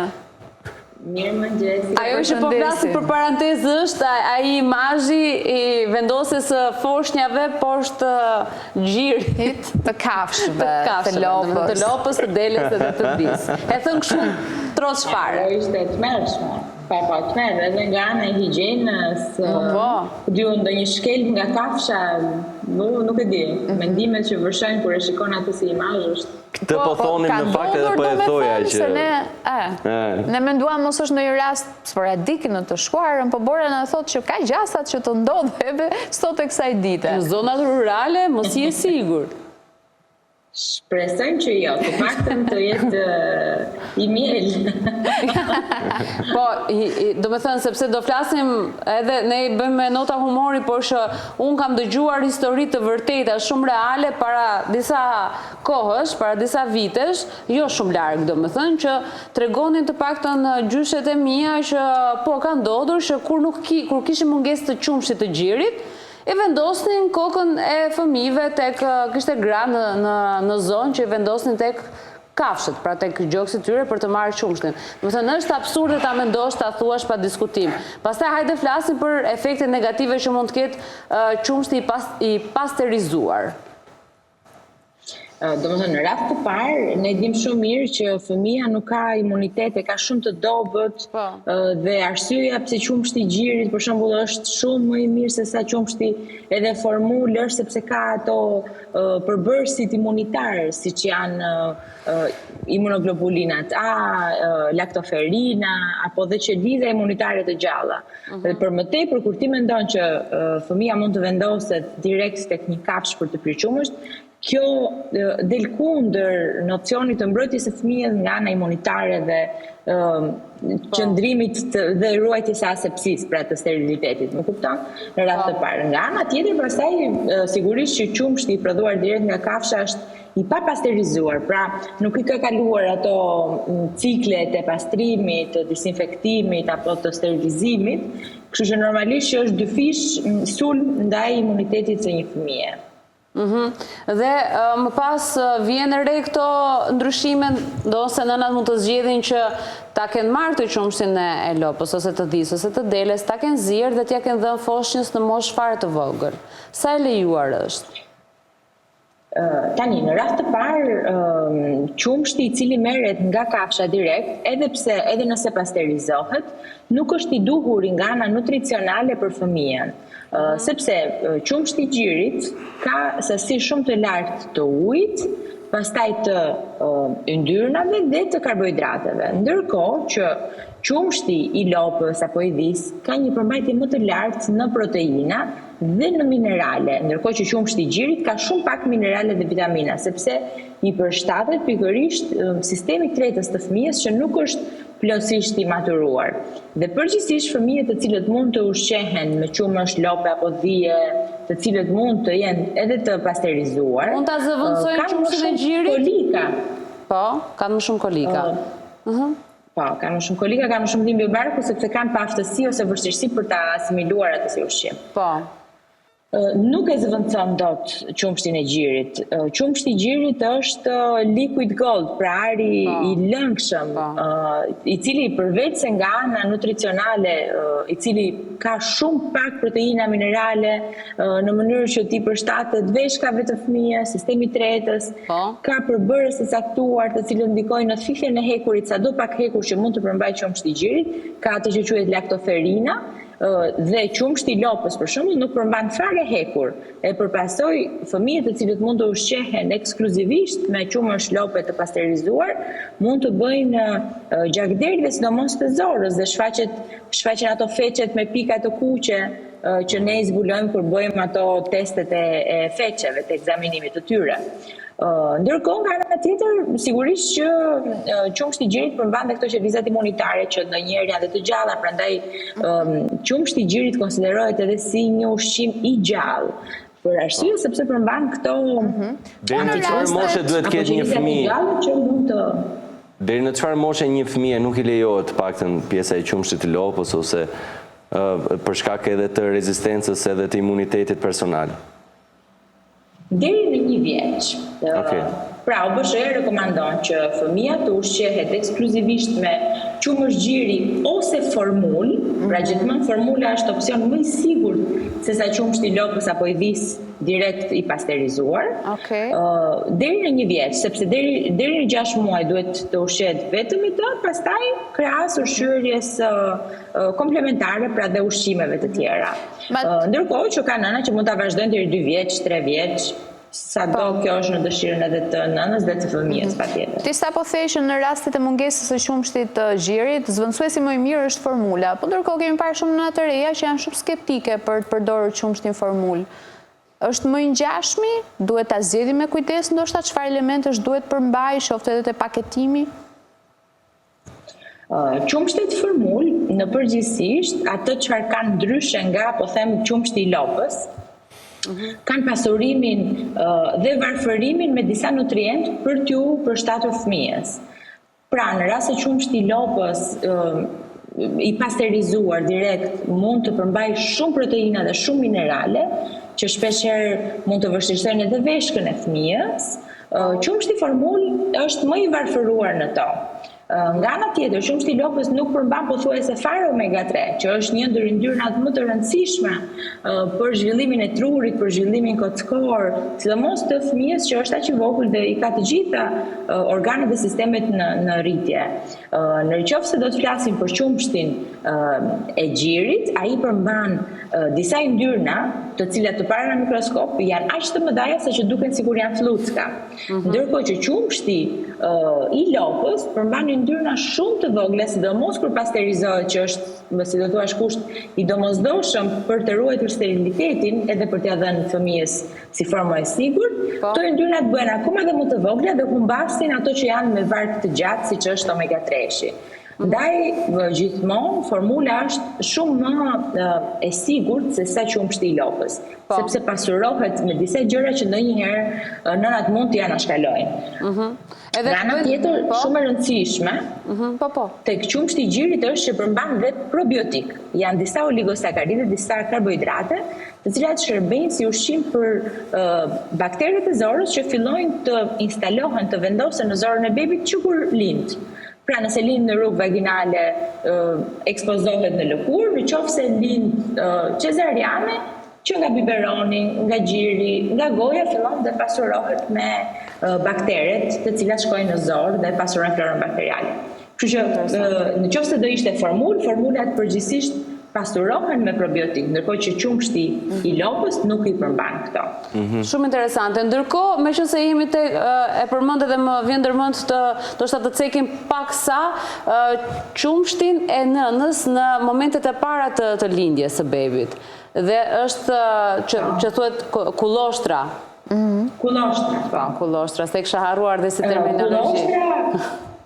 Është konsiderohet dhe si vaksina e parë e bebit. Vaksina e parë e bebit. Është një qumë është shumë viskoz, është shumë i verdh, përmban një sasi shumë të lartë të proteinave dhe të mineraleve, dhe qëllimi i tij është pastrimi i zorës së fëmijës nga çfarëdo mbetje lëngu amniotik që mund të ketë marrë, domethënë gjatë kohës së qëndrimit brenda barkut të nënës. Kështu që besoj se keni vënë re që ato 1 deri në 5 ditët e para dhe fëmia defekon feqe të zeza, shumë të errta, pikërisht sepse pastrohet nga kullostra, që është ky qumësht magjik, prandaj quhet edhe vaksina e parë e bebit, sepse jep dozën e parë imunitare dhe përmban shumë antitrupa. Ndërkohë pastaj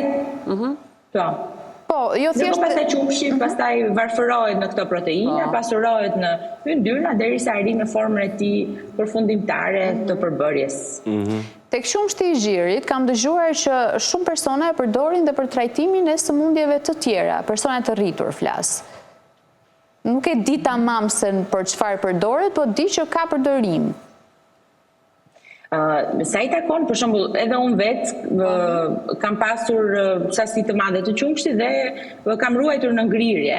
Dhe e mira është që qumshti kur vendoset në ngrirje mund të rezistoj deri në 6 muaj. Dhe unë e kam përdorur edhe për ta larë gocën. Pra tek legeni, tek vaska, shtoja pak qumëshgjiri dhe është forma më e mirë edhe për mbrojtjen e lëkurës dhe trajtimin e dermatitit atopik tek fëmijët. Dhe si okuliste e rekomandon edhe pjesën? Si okuliste, po këtë do thosha. Po. Tek fëmijët e vegjël përgjithsisht lindin me një kanal loti më të ngushtuar, ka raste dhe të bllokuar. Dhe shpeshherë ne rekomandojmë tek nënat që të bëjnë thjesht një masazh për të përpjekur që të hapet kanali vet ose për ta pastruar dhe qumshti I gjirit pikohet disa pika brenda syrit ose jashtë për të hequr irritimin, inflamacionin që mund të jetë prezent nga grumbullimi I materialeve brenda kanalit të lotit, kështu që patjetër që përdoret dhe është steril, është opsioni më I mirë që mund të përdorim edhe për syrin që është aq delikat. Prandaj është kaq magjik pra, pa diskutim. Ndërkohë që duke qenë se përmban dhe antitrupat të gjalla dhe janë disa lloj qelizash të cilat quhen makrofagët maternal, të cilët kanë fuqi si të qelizave staminale. Kjo është arsyeja pse shumë të rritur në rast se vuajnë nga sëmundje të ndryshme autoimune, të kancerogjene pra të tipit tumoral, apo të gjitha llojet e sëmundjeve, është një terapi shumë e mirë për të marrë dhe për të pirë pak qumëshgjiri nëse ti e akseson dot. Shumë interesante. Martina, faleminderit që gjithmonë shumë kënaqësi. Shumë kënaqësi, faleminderit. Ditë mbarë për ty. Përshëndetje. Edhe për ju. Faleminderit shumë. Pafshim. Për shumë interesante informacione. Ku përrostisin ca? Për momentin nuk na ndodhe. Flasim më vonë. Për momentin nuk ndodhem në shtëpi.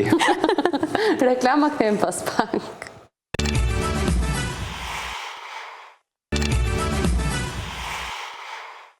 Jemi në studio, jemi rikthyer dhe pa diskutim që të ftuarin e ditës së sotme do kalojnë vite do ta shikoni në për emisione televizive në prezantim, kjo është e sigurt, në moderim patjetër, sepse ai ka nisur që shumë herët.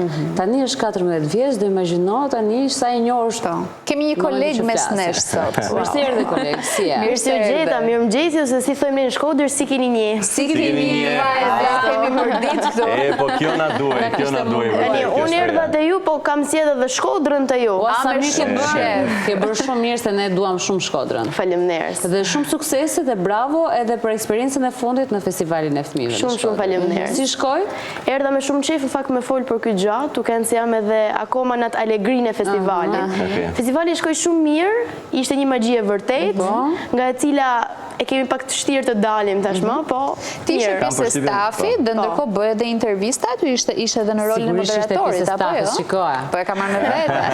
E mora se këto janë kujtimet edhe simbolet e vogla që ne ruajmë. Edhe do ta ruaj për shumë gjatë. Bravo. Ishte një eksperiencë e paharrueshme, ishte një eksperiencë që unë qava kur mbaroj, qam gjithë së bashku, mund qojmë edhe ca momente shumë bukura. Ishte një eksperiencë ku ti duhet të kishe shumë përgjegjësi, ti duhet kishe shumë vëmendje, sepse më dhanë detyrën të kapja çdo backstage. Çdo backstage të kapja intervistat ndryshme, të isha ai që përveç kamerave gjatë spektaklit, të isha një kamerë gjatë backstage-eve. Po shiko, në fakt për një shkodran është shumë gjë e veçantë ti je pjesë e festivalit Shkodrës. Patjetër. Mund ta kesh pasur me vite mbase si ëndër dhe më në fund erdhi momenti që ta realizoje. Unë jo si shumë miq të mi, u bëra pjesë e qendrës kulturore si fillim, në moshën 12 vjeçare, atëherë kur isha në klasë të 7. Edhe mendova se isha vonë edhe zbulova që në fakt nuk është kur vonë, sepse çdo ftesë, 14 vjeç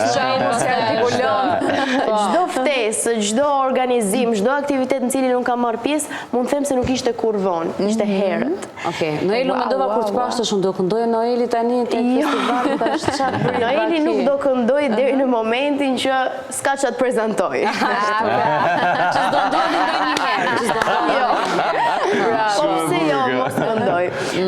Në festival më erdhi ftesa nga producenta ekzekutive e festivalit, në bashkëpunim me drejtoren e Qendrës Kulturore të Fëmijëve, Orieta Kele, por edhe Manjola Lloja, cilën unë e njoha nga afër këtë vit, edhe jam shumë i lumtur që njoha një njeri aq të përkushtuar për punën, aq të mirë, aq dashur, aq funny, sepse ishte edhe punonte, por edhe përshëndesim shumë pas në studio kemi shumë sot shumë prej nesh të stafit janë të shpërndam nëpër televizion, duke dhënë intervista për këtë për treguar suksesin tuaj si ishte sukses. Po ti e more pak si me përgjegjësi, ndoshta edhe me frikë, apo e more me entuziazëm momentin që të bë ftesa, sepse është diçka e madhe, ka përgjegjësi, ti the vet. Ndryshe nga shumë gjëra tjera që unë i marr me shumë lehtësi, sportivitet, edhe këtë në fakt e mora me sportivitet, por sigurisht ishte një përgjegjësi tjetër. Festivali mbar kombëtar i këngës për fëmijë. Çfarë mban mend gjën më të veçantë të netëve të festivalit, mbase edhe të punës paraprake që ju keni bërë përpara se të dilni në netët finale? Gjatë netëve të festivalit ishim ne stafi që pavarësisht gjitha punëve dhe gjitha detyrave që kemi, kërceshim me çdo këngë. Pra pavarësisht punës edhe e shijonim. Kjo është e rëndësishmja. Pastaj gjatë backstage-eve, siç po shihet edhe në ekran, kishim këto momentet ku hap kamrën, kemi një moment bukur, edhe pastaj direkt u postote në korale, në rrjetet sociale të festivalit. Po kush ishte kënga jote e preferuar, dua të di unë, se tani ka mbaruar festivali, edhe mund ta thuash se kush ishte kënga që të bënte më shumë? Pas festivalit, po sa më kanë pyet mu gjatë festivalit. Aty nuk flisje doti se je korrekt shumë, tani. Ç'është e vërtetë, jo vetëm se nuk flas dot, por realisht edhe nëse më pyet tani, akoma jam në atë dilemën mes këngëve. Jo më kot ishin përgjedh kompozitorët më të mirë, sepse ishin këngë domethënë më të bukura të përzgjedhura në gjithë Shqipërinë, mbar kombëtarisht. Edhe nuk di të them një të preferuar, pavarësisht që çmimin e parë e mori kënga Fruta Perime, edhe triumfoi mes të gjithash, por për mua në atë festival gjithë janë fitues. Ne kemi mësuar gjithë Fruta Perime, Perime dhe fruta të forta të buta. Edhe janë gjithë fitues përderisa kanë arritë të ngjiten në skenën magjike të festivalit të fëmijëve. E ke përfaqësuar në prezantim dinjitoz këtë festival dhe në mënyrën se si ti po i thua. Tani flasim pak për ty. Ti njeh shumë mirë rrjetet sociale.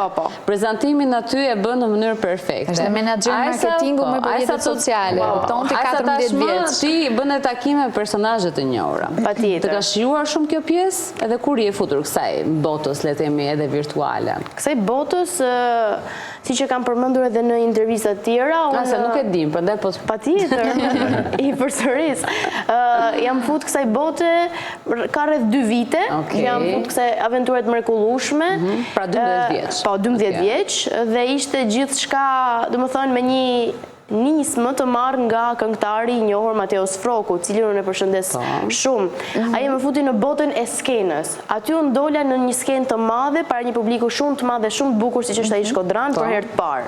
Po si ishte me Mateosin, ishte në publik, e kishe shef? Mateosi vinte për një organizim që bëhej në Shkodër çdo verë, pra për festën e birrës, edhe unë aty shkoja me familjen time për të kërcyer, për të bërë qejf.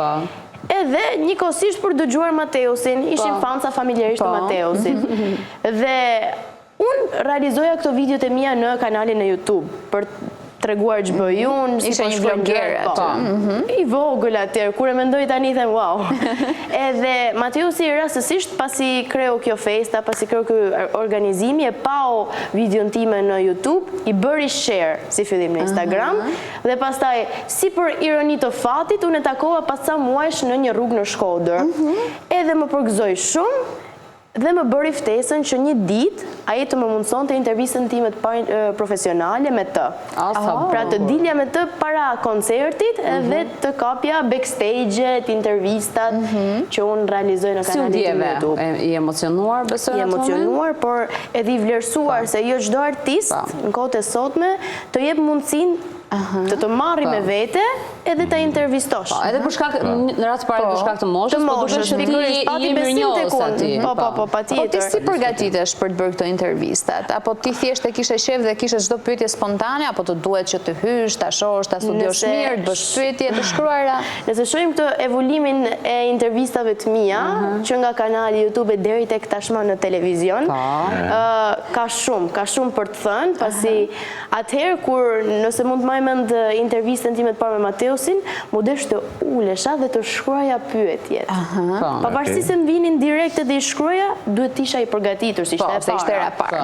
Nëse flet tani unë nuk bëj përgatitje shumë. Se duhet letër fare. Dal kështu live edhe pyetjet vijnë vet. Nuk pushoj të folur. Pra ti ke çelsin le të themi që ti dëgjon njerëzit dhe bën këtë komunikimin. Po kjo është çelsi që duhet ta ketë çdo kush. Nëse do ta bësh këtë punë. Arrin ta vazhdosh. Edhe sa mirë dhe sa bukur që e ke kuptuar kaq i ri këtë gjë.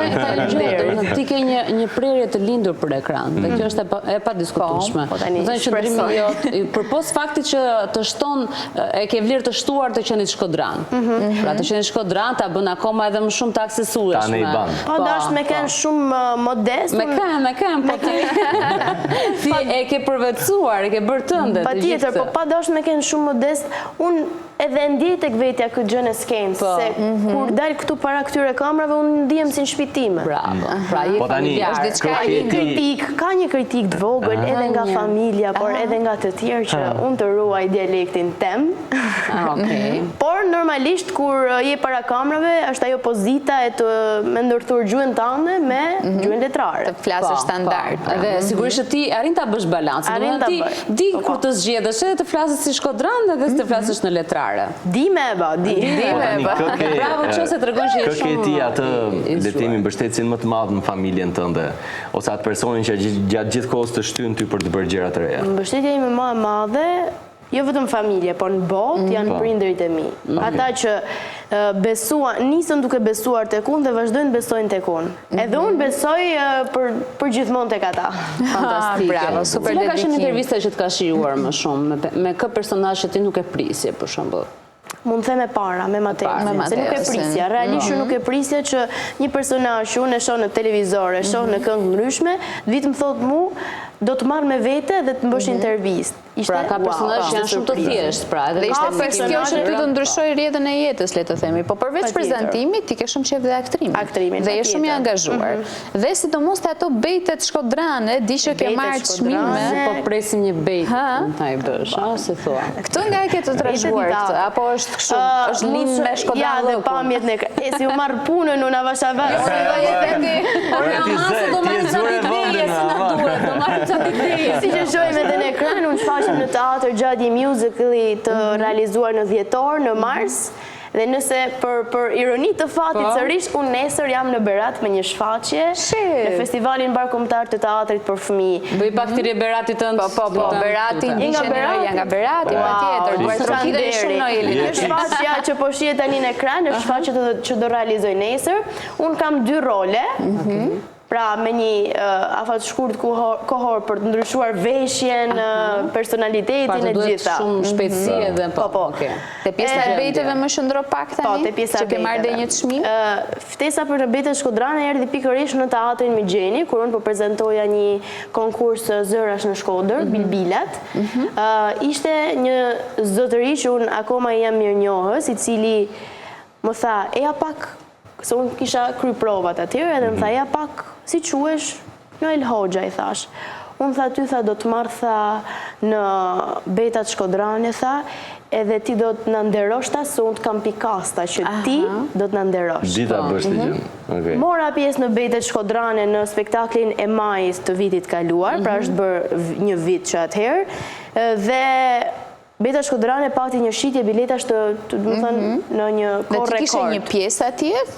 Thoje diçka në skenë? Isha në rolin e një nga bejtarve më të vegjël, si pasuesi i kësaj traditet mrekullueshme Shkodrane. Po, patjetër. Ku pa e mendu dhe pa e prit, akoma them wow, si ja kam arrit publiku Shkodran, më duar trokiti. E mban mend bejtën që ke thënë atje?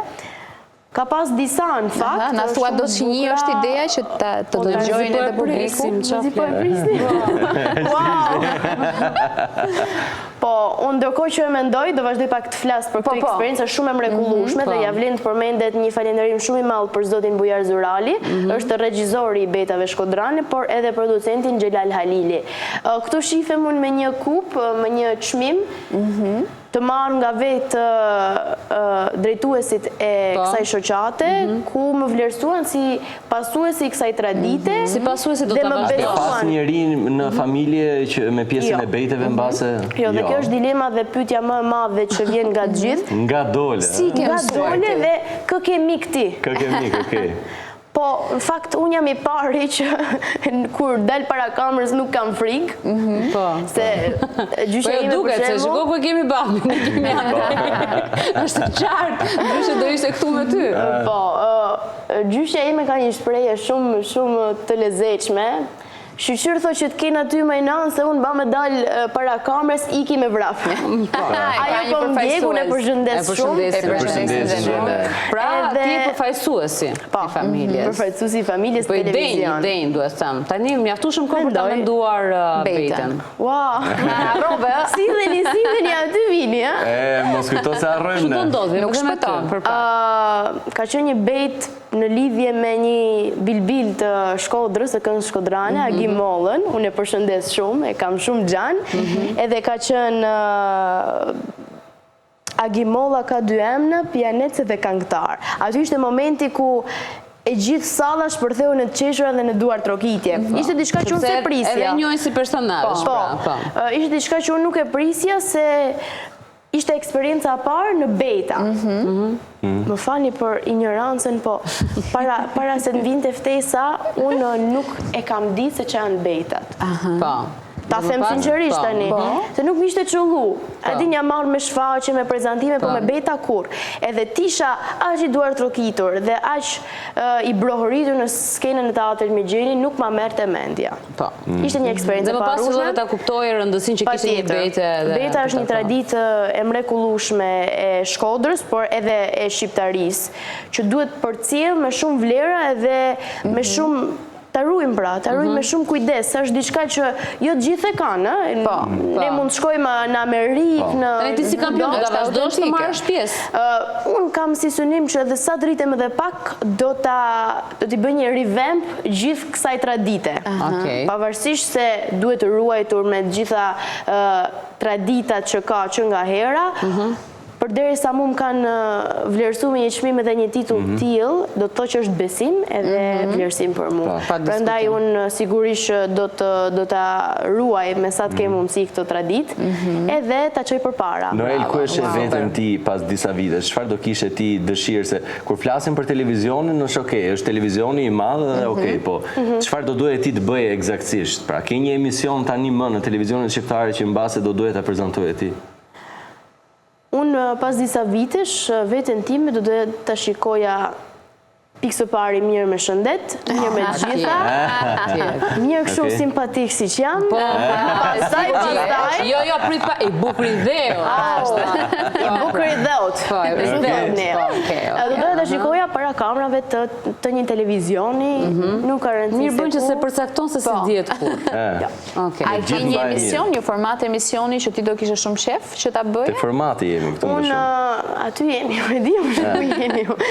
Pa dhënë emër, po mbase fash orare. Jo, unë do them që do doja t'jem në çdo emision, por derisa do të kem duar trokitjet. S'ka rëndësi nëse është spektakël apo politik.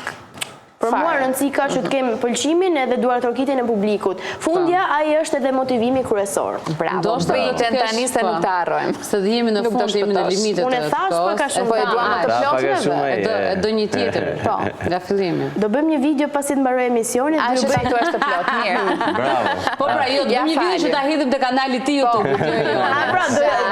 A shikon ti, du të ruaj ekskluzivitetin. Jo, unë ca këtu domethënë. E kam qenë më shumë se ndoshta ai sa je ti, unë kam karrierë. Po jo se po jo a them. Ha, shikon se nga smova direkt e goja. Unë kam punën tuaj vetë, kështu që e di çfarë do të thotë me ta refuzu pyetjen. Faleminderit. Ska që më duhet mu vena, kam ujin në vend të parë. Agimolla ka 2 emne, pianece dhe këngëtar. Bravo, e tha Flodën. Bravo. Dhe pas sa më shumë suksesa. Shumë faleminderit. Gjithmonë i mirëpritur, sa herë të dojë ty shefi. Si i ftuar apo si prezantues? Po si bashkëprezantues. Si dëkje bardhë. Ju falenderoj edhe ju. Faleminderit, shumë suksese. Shumë faleminderit. Je Unë tani do fantastik. nisem direkt straight to Shkodra për provat gjenerale për shfaqjen e nesërme. Bravo. Dhe pas sa më shumë suksese që ti ke të garantuar, po gjithsesi. Po me që takova Rominën nga Berati, unë do kem fatin e gjithë Beratit. Po mund të thash, i ftova të gjithë të ndjekin të shohin. Faleminderit. Pa diskutim. Tani është mbyllja e emisionit. Do ta mbyllesh ti. Do kemi shumë domethënë për ta treguar reklama, pastaj kemi një guzhinë, kemi një hapësirë guzhine dhe pastaj ndër. Mbyllë ti, kamerën e ke përballë, jepi drejtim. Bukur. Bëj praktikën falet se kuptonte se po duam shumë. Se ju nderoj unë tani. Hajde, jepi. Do shkëputemi për një hapësirë të shkurtër publicitare për të rikthyer këtu në Zgjohu me MCN, aty ku gjithë hapni syt nga mëngjesi me kafen e mëngjesit dhe shijoni një ditë të bukur. Rikthehemi pas publicitetit. Ka, me guzhina bashkë nesër, mirëpafshim. E thash mirë.